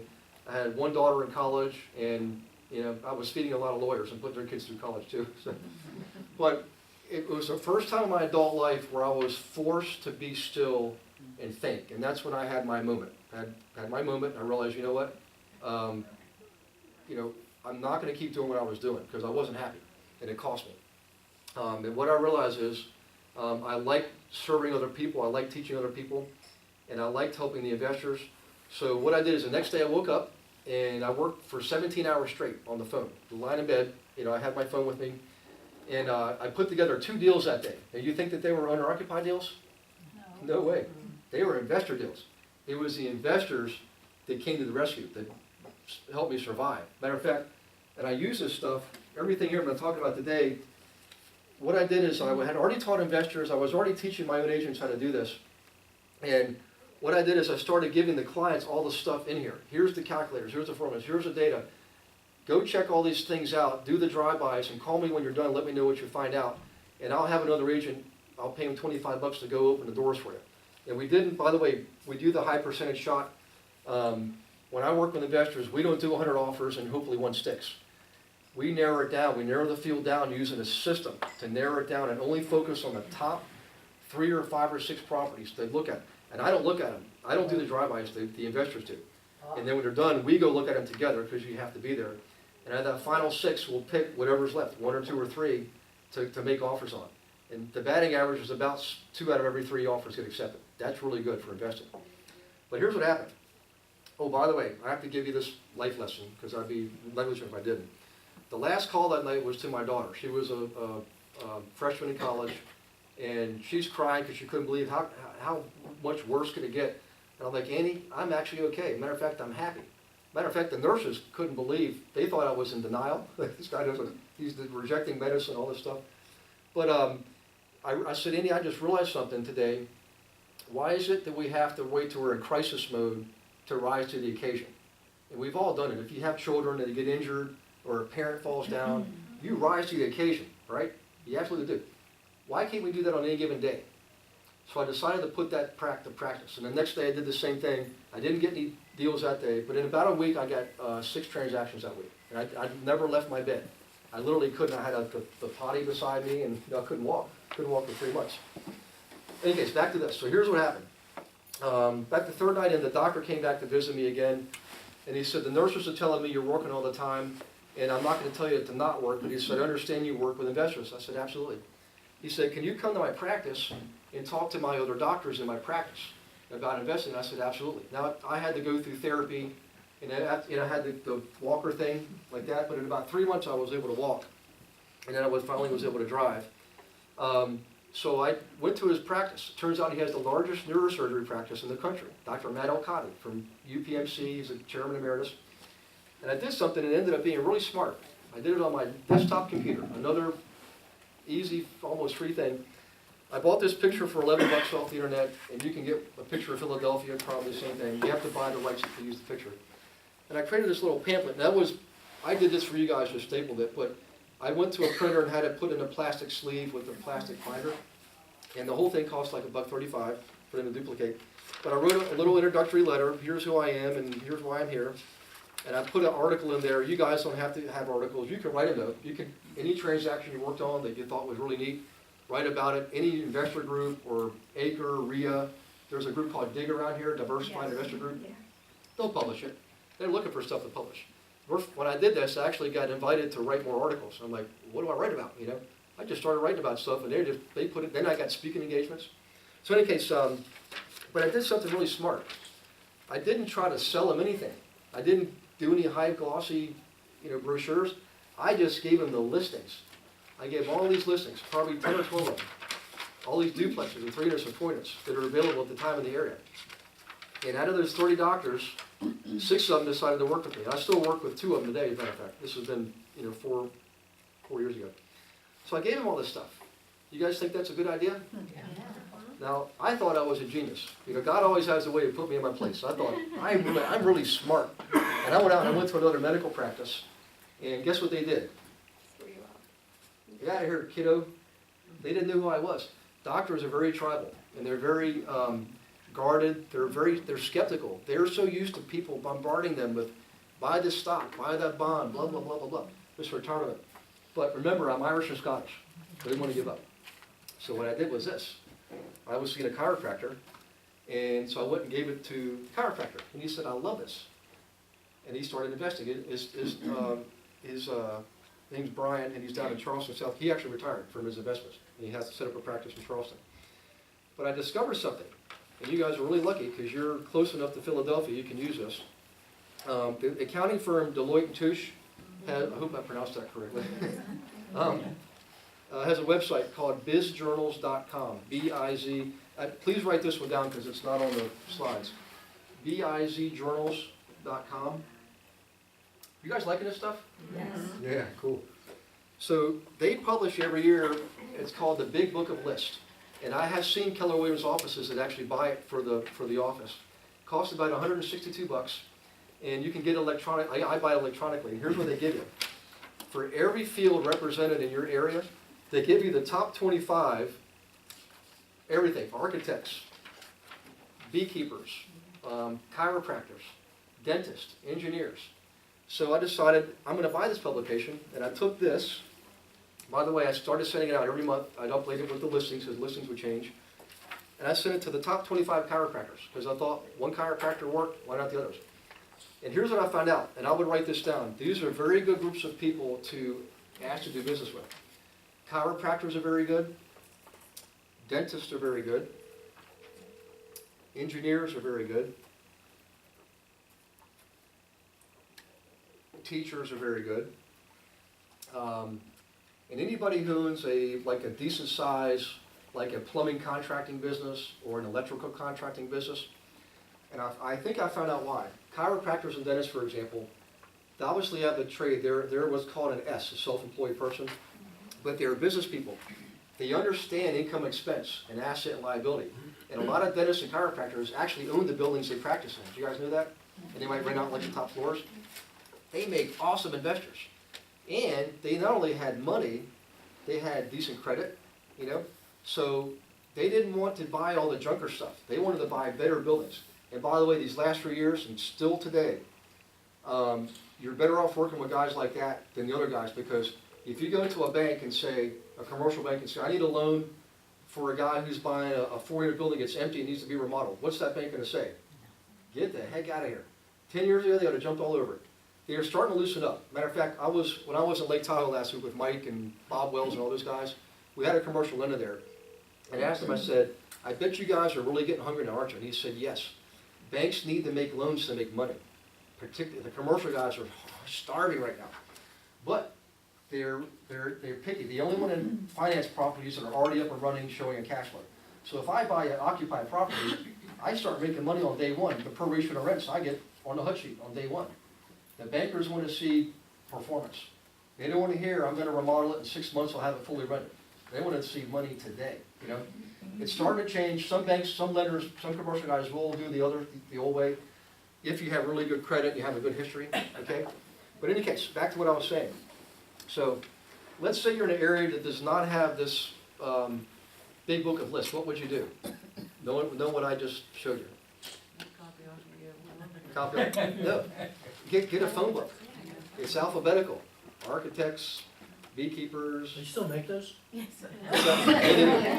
Online too. yep, so you can go through, you already know the key groups now, create something like this, send it out to them, and I would send it in the full, don't squinch it up, put it in the full-size envelope, and don't do 150, just do 25. Do 25 at a time. Keep your costs down while you're starting, guys, okay? And if you don't get a hit the first month, do it again the next month and change up your listings. You like this stuff, Debbie? Very much. So that's all I did, guys, and I got a lot of good buyers, guys with money and credit, and they could buy the better properties, you know? So, and some of them did flip, you know, a lot of them. Here's what I found out about flipping. I used to flip too, but I would flip a house, and I'd go to the closing, and I'd get a big check, and I'd be happy. And then I realized I'd walk away, I just shot the goose that's laying the golden egg. I'm no longer getting paid. With a rental property, I get the net operating income, I get appreciation, it goes up in value, not as much as single-family homes, but it does. I get depreciation. The government lets me write off about 3.5% for the privilege of owning the property for no reason at all other than I own it.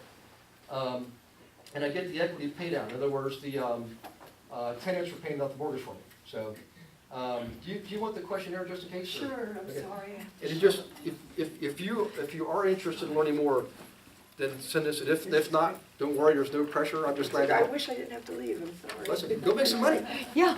because you're buying lunch next time.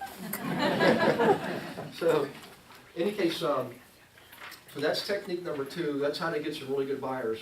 And I'm gonna tell you, one more thing, one more way to get buyers, and this is really how I started, building a brand or a name for myself and not doing much at all. So I would set up what's called a community workshop, and I did it in a local library. Libraries will give you rooms for free because you're a citizen of the area. And as long as it's a nonprofit event, they'll let you use one of the rooms for free. You can also go to local churches and do this, and you can go to municipal offices. Municipal buildings usually have a conference room they make available to its constituents for free. You know, has to be nonprofit. And what I did was nonprofit. What I did is I went through my sphere of influence, my 200 to 300 people, and by the way, I got the idea from the first-time homebuyer workshop. I was first getting started. My broker said, "Hey Gary, I think you should do a first-time homebuyer workshop." And I'm Mr. Naive, I'm like, oh, okay, you know. So I set one up, and I had about a dozen people show up, and I had a lender come and show up. But I found out how many times does a first-time homebuyer go to a first-time homebuyer workshop? Yeah, one time. And I'm Mr. Nerd Computer Science guy. I'm thinking, I need a better return on my effort. I thought, I'm going to use the same approach with investors. So I did. I didn't spend any money. I just emailed them and called them, and I used the guys on my database. I went through, remember, I ranked them, 1 to 10, 10 likely, 1 not likely. And I had 6 guys show up. And I thought, Wilson, there you go again. You just spent all that time and energy and big giant waste. I didn't get a single transaction out of it. But at the end of the night, they all said, Gary, this was awesome. Can we do this again? And I tend to be kind of on the nice, I don't know how to say no to people. So I said, yeah, we'll do it again. Well, the next month, they came back with friends. And I kept calling, emailing my clients, and more people came. I think I had like 15 people. And I got a transaction out of that. And guess what? I really didn't do much other than talk to the librarian, get it agreed to, and make some phone calls and emails. I didn't spend any money, didn't spend a lot of time. And at the actual meeting itself, I just would start off by showing them, say, here's a big building that just sold last week in whatever, in Westview. Or here's the number of duplexes that are active right now in our zip code. And let them talk. So I wanted the people, the clients to talk amongst themselves. You know, you had a problem with your last flip, you're having a problem with tenants. We would talk about that stuff. I just sat back and I talked for all of 5 minutes. They did all the talking. But they perceived me as being the expert, simply because I set the thing up to begin with.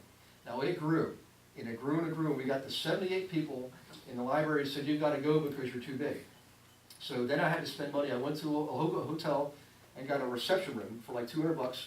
And I don't like to spend money, by the way. I'm very frugal. And I was like, dang, I got to spend $200. But it grew and it grew. In about 6 months, I had 200 people showing up. At the end of the night, 20 of them would line up deep to talk to me at the end of the night. And I would get 6 to 8 deals every month, just from doing that one thing. If all you did was that one thing, You can get 6 to 8 deals, you know? And what I did is I didn't charge them any money, so the guys belonging to DIG and RIA and Haker and all that, they're spending money, but also there's something else about those meetings that people don't like. They parade up all the investors saying, I get this really good deal, it's only $25,000, it's not a good deal, it's a piece of junk. That's why the guy's selling it, you know? I never did that at my workshops. It was all about the people, and I let them break up on the tables. I did something else that was, turns out, very smart. I couldn't be at every table, so I would pick people and say, would you mind being a leader at this table? If I knew you and knew your investor, would you be a leader at that table? And what did I do when I asked you to do that? Emotionally or psychologically? Kind of like an ego boost. You felt good about yourself. Well, the tables would talk amongst themselves. I did nothing but walk around and drink my water, and that was about it. I did almost no work. You know? You guys like that idea? What Yep. were they coming up and asking you? Can you, Gary, I have a problem with this house, what do you think I should do? Or, I'm new to this, my neighbor said you were really good, can you help me too? Mostly that's what it was, new people, a lot of referral business. You know? That's how I met, I'll just tell you who it is, his name's Ami Baum, and he's managing director for UBS Financial, and his niece and her fiance came to one of the meetings, and went back and said, Uncle Ami, you gotta talk to this guy. You know, he helps investors, and he seems nice enough, and you can, you know, people, they can see that I'm legitimate, they can trust me. So Ami called me, and he's bought a lot of properties. And the reason he can't, I can't use him as a testimonial is because he's a managing director for UBS Financial.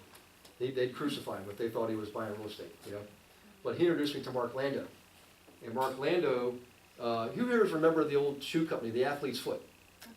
Yeah.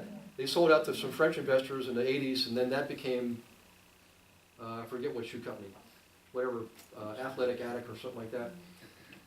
Well, Mark was a franchisor. They had 650 franchises around the world. One of the nicest guys you'll ever meet in your life. And he started off real simple. He drives, like this is going to sound funny. I don't drive, you know, I drive a Ford Focus. I gave up all the big stuff because I'm frugal, and I want to get 36 miles to the gallon. I don't want to get 18 anymore. I got tired of that stuff. I still got leather in the sunroof. Mark's the same way. He actually buys used cars. The guy could buy any car he wants, you know. But I learned a lot from hanging around these guys. Most of them are very nice, and I will tell you this, you know, sometimes the public and the media beats them up, but most of these guys will give and give and give, and they'll give it honestly. They don't want credit. The guys who give and want to have their name blasted all over the news, they're doing that for a reason. There's a marketing angle there that they're trying to go for. Not these guys. Anyway, sorry, I get off on a tangent there. That community workshop was probably the easiest thing I did. It was basically relationship building. And remember what we talked about in the beginning? Know you, like you, trust you, do business. And I didn't have to do much because they did all the work. I just did the talking, you know. I'm going to give you a couple quick pointers here to help you in your business. So when I work with investors, here's what I started doing. And I just did this because I wanted to control my schedule, and I wanted to have time with my children. I had 2 children growing up, and I wanted to, you know, my dad was in Korea and Vietnam, and my pendulum swung way the other way. So I was at all the school events, you know, parent day, and I was usually the only dad there. But in any case, on Wednesday, I would send an email out to my clients, the people spending money, the inner circle, and say, here's my schedule for next week. Monday morning, Tuesday afternoon, Wednesday night, whatever, and I would do every other Saturday for half a day. I never worked on Sundays. I only worked half my Saturdays for half a day, and only went out 2 nights a week for the chiropractors and the dentist. And so I didn't remove their freedom of choice. I just gave them the choices to make. You see the value there? I controlled my schedule. They didn't think anything of it. They actually were conditioned to work with me on my terms. Now, you can't really do that with owner occupants so much because they're almost always assuming you're going to go out on Sundays. Open houses are on Sundays. That used to drive me crazy, and I didn't want to do it, so I stopped doing it. I started referring out all my owner-occupied deals. But does that sound good to you guys as far as your schedule goes? Especially if you have children or your elderly parents you care for. And I'm one of those tweeners. I got both, you know. So in any case, I did that, and here's what I would do. I'm going to tell you something that is part of the training program, just to give you a little hint about what you can expect. There's 6 modules. The 2 in front, 2 in the back are academic. You know, I teach you. We're online, audio, visual. It's interactive. and you listen, you see, and you take notes and you learn. The middle two, it's behavioral. They're not academic skills, they're behavioral skills, which means you have to develop certain habits. And one of those habits is this. When you're out with people, first of all, I don't do all the analysis on the property, so I give them all the listings, and I'll let them go through, and I show them how to go through the listings and learn how to determine what's good and what's bad, separating the wheat from the chaff. And it takes about 3 iterations to narrow it from 300 down to like 30, okay? There's a science behind it I give you in the program. They go drive by the 30, not me. And they come back and they say, okay, Gary, here's the 15 I want to see. And I'll say, all right, send me your 15. I'm going to desk check your 15. And I'll go through them.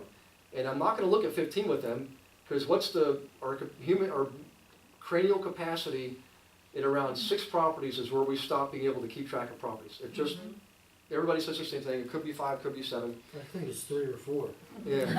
Yeah, some people, yeah. If you all the gray hair up here, that's I have plenty of myself. there you go. So we would try to keep it that, and I would explain to them why I only picked these 6 or suggested these 6 and not the other 8 or whatever.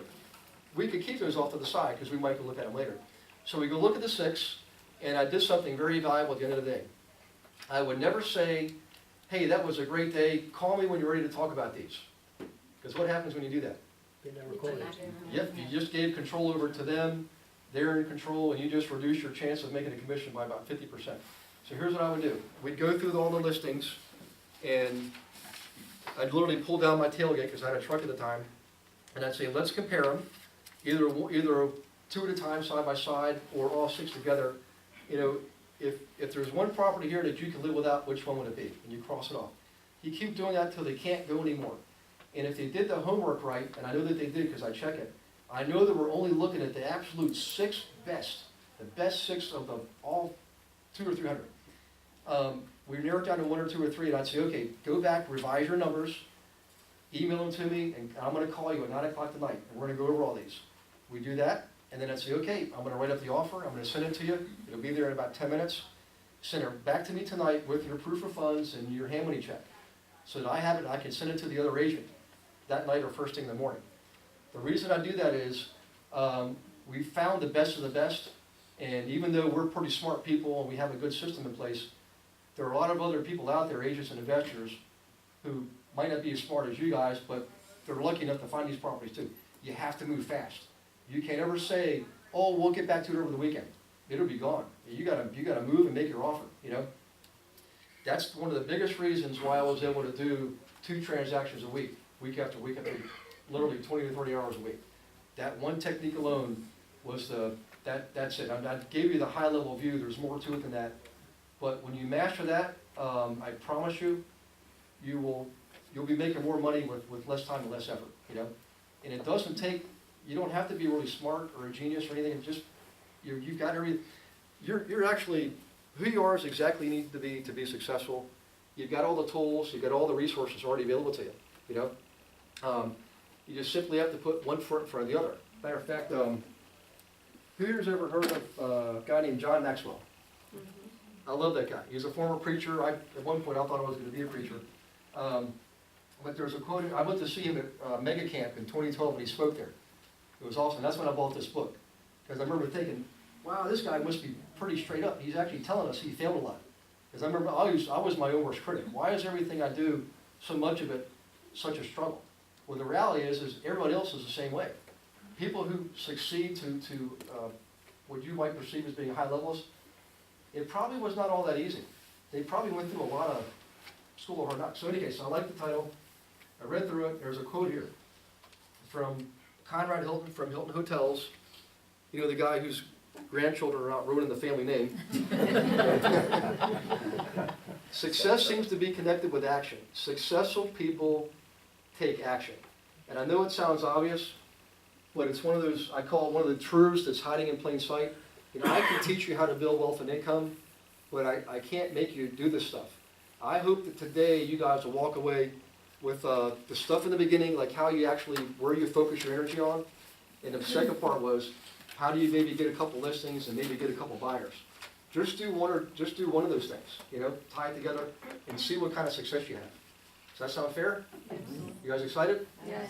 Okay, Now, typically people at this point sometimes want to learn more about the training program. I want to honor the Market Center's protocol. If you guys don't want to hear about it, I'm not going to talk about it. If you do want to hear about it, I can explain a little bit about, okay. Is it okay just to give them a quick rundown? And If everybody's okay with that. yeah, and if you're not, you know, I'm essentially done. I was glad to have you here, and I appreciate it because it helps me. Okay, Can so you let's talk go. about it while they eat their getting cold pizza? Yes, oh, we got pizza. Oh, holy cow, we gotta put our priorities straight.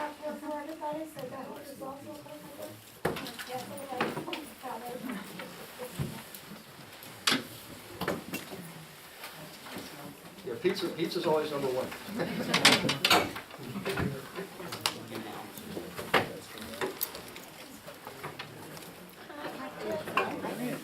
You're here too. So great you're here. You doing good? Yeah, good. You know, that's why you gotta start with your sphere of influence. Oh, just trying. How many people, you know how many times I you're would say look at it. Yes, I do. I can do it. You know, it's real easy. I can tell you real quick. To get started. Just create your own Excel spreadsheet. Even if you don't know how to create a Word document, and create a chart. And then across the top is gonna be name, phone number, email, physical address, and something like comments, or something what you do about it. And then the rows are all the people. But here's what I do, because I just think I went through it, I did architect, beekeeper, then it's all the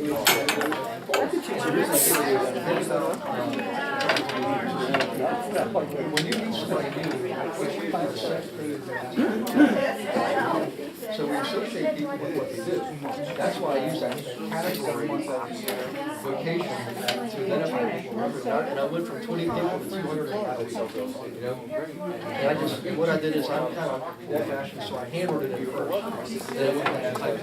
Because usually I'm thinking about it, I'm on the road or in the kitchen or whatever. And I did that for about 10 or 15 years. You should have a lot of investors at the marina. What I did is add a little column. And I would literally go through and ask, how do I Takes a lot of money to what do keep I a boat. remember about them? I know. And how likely are they to And, be? you know, all those people at the marina probably have some money. Hey, I wish I had some pictures. Or I just took a course on doing such. Well, one of my biggest investors is Anyway, Larry start with Silver. those guys. Don't- Behind the door, behind Debbie. Don't Doesn't do have a that mortgage yet. on it. Just start with your own guys. You can send them this info. I give you everything. He's the one that buys the junkies. But I don't care because he goes, and I send it to his son, his son gives it to him. I get him a lockbox, they're all REO properties. He goes and looks at them, calls me up, says, come get the check. That's how you want to start. Start I go, I don't, can't even email, he doesn't do email. I go over with the contracts, he signs everything, gives me a check. I'm sure. Yeah. I can knock on those. Because I know them all. Yeah. Okay, and I'll invite them to my seminar. It still is a relationship. This is drawer. It always is easier to start with than one that you go first. You know, because they know you. They love you. They support you. Yeah. You know, sometimes it's a little bit awkward at the beginning. Organized. What do you think? I think that's the thing that I've got to do. Definitely, that would have been so much easier. Have you had any success so far? Just working with neighbors and relatives? Okay, and then that's when it's really not. This is probably my second year. Oh, good, thank you. Yeah, excuse me. Paper towel. Okay. I was gonna throw that out. Next one's back here. Last year? All right. That was it. Hit the slot, right? Little pizza?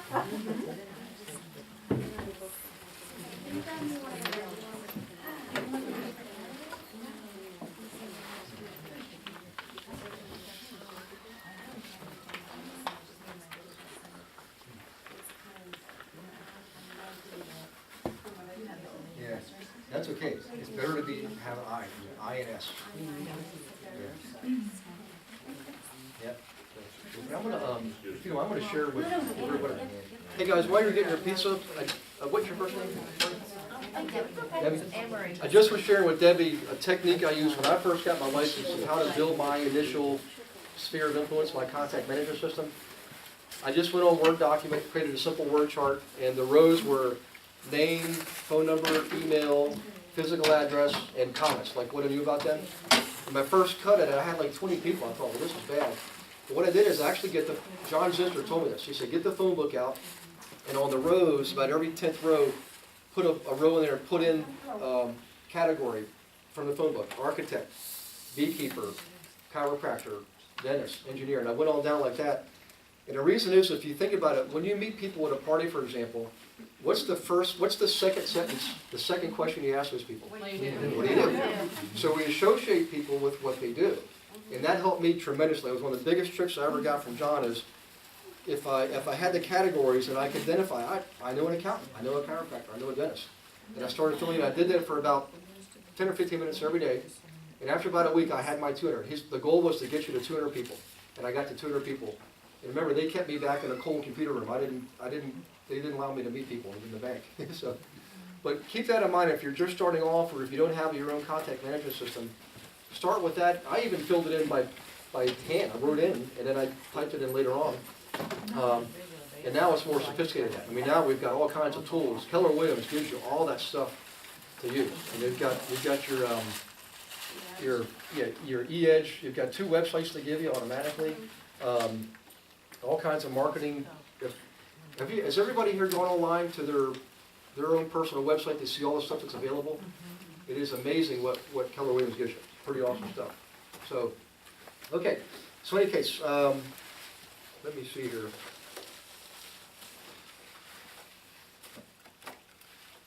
What we do is, and I'm going to hand these out. And for those of you, they work on that. If it's not the thing for you, don't worry about it, because it's not for everybody. I just hope that you got something today, even if you just stick with your documents, that you can actually use. And all this is like a feature sheet. I just need to make this easy on myself. 1, 2, 3 there. That's okay. You guys can keep these if you want. I'm assuming if you're here, you're interested in learning more. And I will come back around and get you on the time. 1, 2, 3, 4. Here you go. It's like church, everybody's sitting back. Yeah.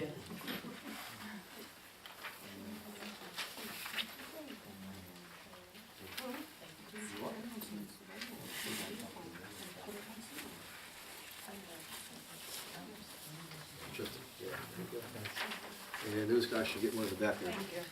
So, when we first rolled this out last year, we did a beta test, and we taught this in a 3-day period, and we had some decent results. Statistically speaking, it was working. Now, but I wasn't satisfied with that, because when I brought my business into Keller Williams, I actually took 36 people through both. And my former wife was a teacher, both grandmothers were teachers, and there's a teaching methodology called experiential learning. So there's academic learning and experiential learning.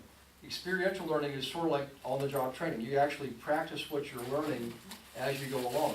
And you do it in modules, you do it in steps. So module 2 is built on module 1, module 3 is built on module 2. It's easier to retain the information. Matter of fact, you retain greater than 80% of it that way. And more importantly, you actually get to start making money while you're going through the program, you know? Matter of fact, I'll just tell you, usually there's 6 modules, usually around module 4. Remember, modules 3 and 4 are the behavioral skills. That's when all of a sudden everybody's like, I got it. And you want to get out there and go do your workshop or whatever it is you want to, whatever method you like. It's usually at that point people start making offers, getting offers accepted. And then another 30, 45 days later, you're starting to cash checks. So I like the methodology better. It takes more time, and here's how we roll it out. Every week, by the way, we're starting another group on the week after Easter. So that's 2 weeks. 6 modules. It's delivered to you electronically, so nobody has to drive. That was the other thing. We didn't want to have people driving to different locations because you have children and elderly parents and stuff like that. So every module is audio-visual. We deliver it electronically. You take it on your own. You just take it within that week.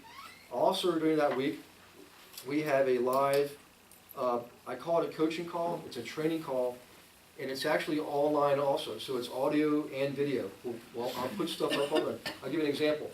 Last week, we had a student in Virginia Beach, Virginia. She had a client looking at an $850,000 5-unit building. Now, I knew intuitively, there's no way that's gonna fly, because it was only bringing in $1,000 a month rent per unit. So I said, let's use the calculator. So we use this calculator right here. Whoop. The opportunity evaluator. I said, let's exercise the system and plug that property in and see if it'll work. And we spent about a half hour. You could do it in 60 seconds, but I wanted her to play with it. And we did it was live. It was a live demonstration. You plug in the values, and all the formulas are done for you. All the debt coverage ratios, net operating income, cash on cash returns, all done for you. And we tried to play with that property as much as we could to make it work, because you want to start thinking creatively through this. How can I make this work? Because not every deal is going to look good right on the surface, but you might be able to structure it in a way to make it work. We played with the price and the rents, all kinds of stuff. We couldn't make it work. So at the end of the day, she knew that property was not going to work. And now, more importantly, she can show it to her clients, right? You see? So it's all the job training. In any case, you get the... Now, let me ask you a question. On that calculator, can you get to a price where it works? Oh yeah, because you can change it all you want. You can change Right, your... so 850 doesn't work, but 450 works. Actually, it was 400 on that one, 400 worked, yeah. And you can change the loan terms, you can change your expenses, and the reason I like that, by the way, is it has all the expenses, everything, from pest control to snow removal to permits and all these little things, legal costs that I know in my MLS, we're only given like the taxes, insurance, maintenance, repairs, and like 5 things, and that's it.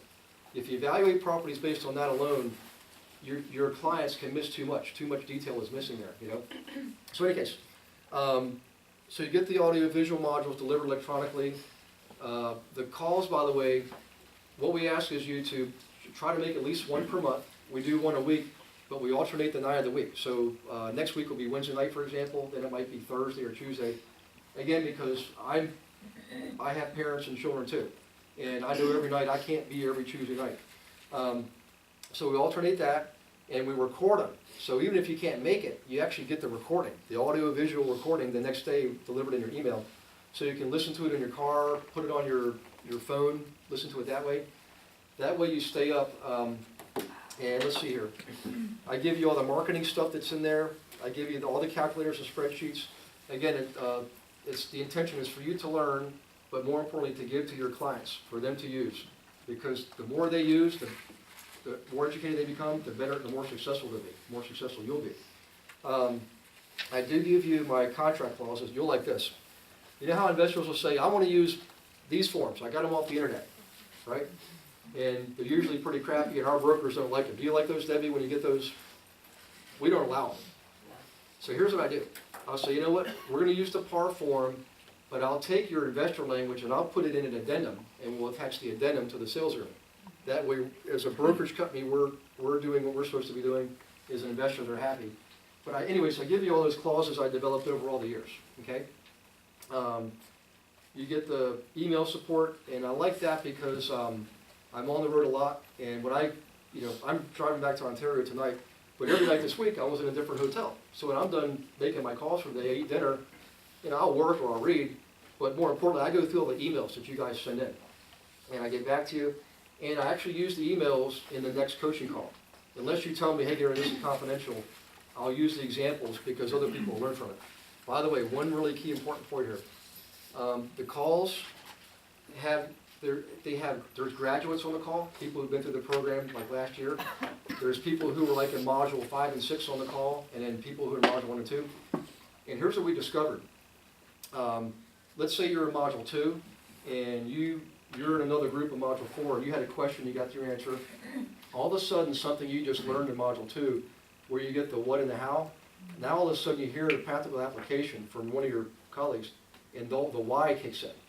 It's just an awesome way to keep people on track. But more importantly, you'll hear people talk about their letter campaigns or workshops, negotiating. Because I also give you some negotiating techniques to use. Because in investor deals, you've got to be creative sometimes. I give you some of the tricks, like what happens with multiple offers, and there's some neat tricks there we use to get your offers accepted. You hear all this stuff, and the more you hear it, the more you're engaged. The better off you're going to be working with your clients. And I can promise you this, If you can imagine a client or agent relationship, the more you're giving them information tools, the more you're serving them and giving them due diligence clauses and negotiating techniques, the more closely tied they will be to you. And people who don't like to go shop around, if they're happy with who they have, they won't go anywhere else.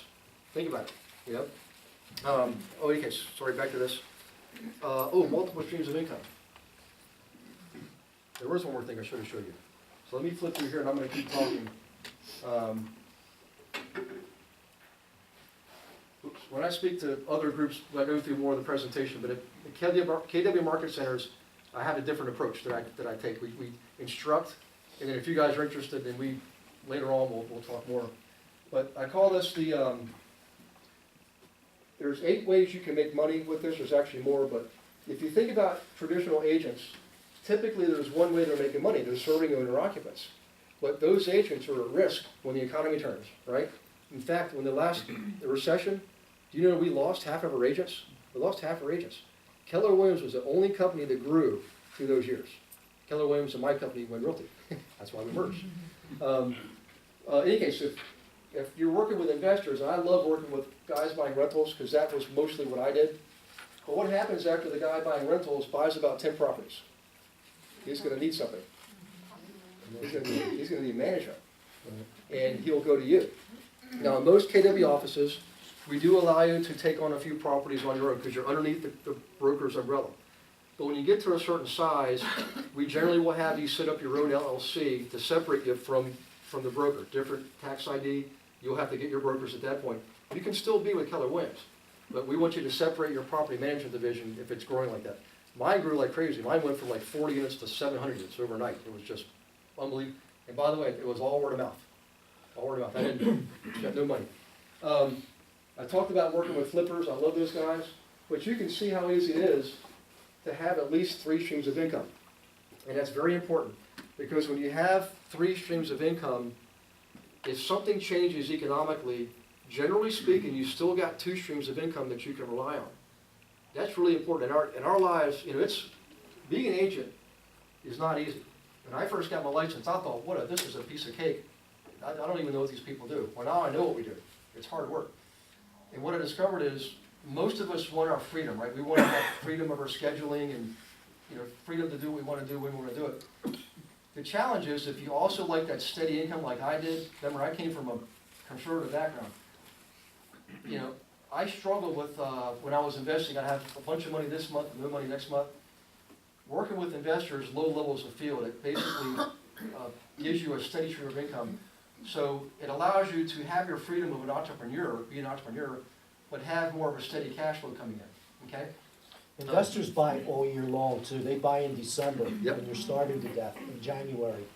Yep. And they also buy in recessions, so they're Yep. really good to deal with. They kind of take advantage of that time when everything's down because the deals are gonna be better.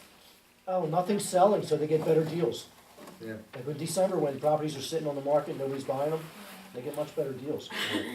The name of the game is consistency. So I know, like for me, I have dealt with owner occupants, but I learned to start handing those off as referrals. But I will never get rid of that business because I want to have multiple streams of income. I've got multiple streams now. Any case, so we go over that. I didn't know we had to do this in the beginning, but it turns out we have to have a guarantee. So we do have a guarantee. And my promise or my guarantee is if you do this, if you decide to go forward with this, and you go through the whole, by the way, you get a whole year of the weekly coaching calls, ends up being this like $20 a week or something. The training ends up like, we're kind of giving that to you for free, the actual material. But if you can't make this work, it will give you your money back. It hasn't happened yet, of course it hasn't been a whole year, but most people, I'll give you an example. We had 2 guys go through in November and December. They got their license in November, went through the program. It was 5 weeks, so we just had it over a week. By December, we were at a RIA meeting. It was like the week before Christmas.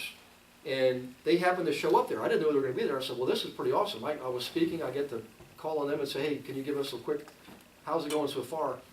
One guy, Terry Rogney, by the way, I give you other people's names and numbers. If you ever want to call them, you can talk to them and pick their brain. How did they do this? One guy had 7 listings in 1 week. Another guy, Justin Betters, actually was with another company. We recruited him in, had 5 listings in 1 week. just doing that letter campaign I was telling you about. That was it. Highly specifically worded, specific recipient, specific property, and that's why it works. So in any case, I guarantee you do get to use all of the stuff that's in here. I write blogs, I write articles, all that stuff you get to use. I will tell you this though, this is kind of a funny story. Make sure you change the contact information, because Beverly, who takes all these calls from the prospects, she doesn't know where they came from. So we found out that some students they were putting stuff out there, hey, go read this blog. They weren't changing anything, and some consumer would read it and call the number, 800 number, and then Beverly was screaming. And wouldn't it be ironic if we actually referred that guy right back to you? That actually would be sad. I don't want to do that. I want you guys to get your own transactions. I want you to generate your own referrals. But in any case, you get all the marketing material. We do have a strategy session. Usually people wait till about the third week because that's the first part of the behavioral stuff. And at that point you'll figure out, okay, I know what I'm going to do now. I want to kind of figure out what my particular niche is. Is anybody here a former teacher? How about a former, was it military? Yes. All right, are you retired? Yes. All right, how about this? Create your own little workshop, your own community. We're Langsford Investors Group for Retired Military. I can promise you not a single other agent in this entire MLS is doing that. Well, you'll be doing it. Do you think that you'd get some feedback, some responses from retired military guys? Yes. I know you would. We had a guy in Portland, Maine do this for Coast Guards. Portland, Maine Investor Group for Coasties, he called it. He just, Coasties is a nickname for Coasties. He's absolutely crushing it. Dana Truman, look him up. Dana Truman up in Portland, Maine. So the strategy call sometimes is about like that. We help you figure out with a niche within a niche, what group can you go after? Oh, we had one girl in Hampton, Virginia, single mom with 3 kids. And I said, you know what? Nobody's done this before, try this.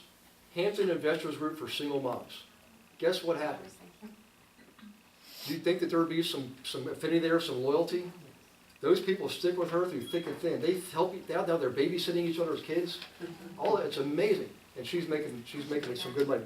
So we do that kind of stuff. Sometimes our strategy calls, you just want to hone in on a particular technique, or you want to invest yourself, and hey Garrett, can you, and by the way, you do learn how to invest through this. You're going to be, by default, you're learning how to invest. And I promise you, you'll learn even more from your clients, taking them out. So in any case, we did add a tax strategies module, and the reason came about because people are starting to figure out, hey, what can we do for tax preparation? How can we help these guys? So I gave them all the 10 things they can do with tax preparation time. One of them is a technique you do want to learn. And by the way, all this stuff, you don't have to be experts at it. You just need to know where it is, how it's used, and give it to your clients. But there's one strategy, I'm sorry, oh, that was out there. One strategy that has to be, you have to use it at offer time, and it has to do with negotiating. So you negotiate what you're doing with commissions and transfer taxes. It doesn't always have to be split. You can shift the liability of who pays what, and that person gets the expense benefit, and yet you don't change the net proceeds to the seller, and the transaction, the cost basis drops, so everything drops from their tax basis, everything. Just neat stuff you can use. I'm probably getting too detailed here. Sure. But yeah, I'm sorry. But when you read it, it'll make sense. More importantly, your clients will know what you're talking about. They'll read it and they'll want to use it. So we give all that. So at that point, that's what we offer. And I'm not allowed to sell in a market center. So all I can do at this point is give you a questionnaire if you are interested. And the questionnaire is not a test. What I'm asking is, are you already working with, are you an investor yourself? Are you an agent? Everybody here is an agent, so you just check it off. What was your production? If you don't want to tell me, don't just leave it blank. But I do want to know where you want to go with it. I kind of need to know where you are right now, so I know how to help you. Because what I show you and help you with might be completely different than this guy over here. Because we just talked during the break, and I know what I would do with you. You're beginning, we'd actually just work on your sphere. That's what we do. And you get your first group and get that one transaction, So in any case, I do ask if you read and take classes. Again, it's not a test, but that tells me if you're a learner and what your mindset is, and then what your interest level is in this. and if it's okay to call you. Does that sound like a fair, reasonable thing to do? You know, non-salesy, non-pressure, you know? And if you are, I'll hand these out, if you are interested, please leave these with me today, because I'm driving, and I'll be able to, you know what, I need to scan these in actually. So let me hand these out. If you want one, take one. If you don't, you're not gonna hurt my feelings. You wanna, okay, just leave it blank, so I can, remember I'm cheap, I wanna save paper. If you're not interested, I will take the paper back. See there, I don't know if you're interested, I'll be in there. Here you go. Hey, there, sir. Good. How are you? All right, good. There you go. By the way, Gretchen Means in the, you ever met her? No. She's in the Peters Township office. Her husband was in the presentation there. He actually bought the, you sat right beside her, he bought the program. Yeah, it's gotta be, he's getting his license and their children have their license. They're gonna come through as a team. So we do,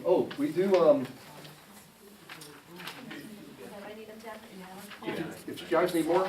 Okay. We do bring through teams. Anybody here ever heard of the name Carrie Shaw? She was the #1 producer in teams for Northern Virginia for several years. Well, she had like 5 different teams. One of them was an investor team, and we took her whole team through the program for one price, one fee.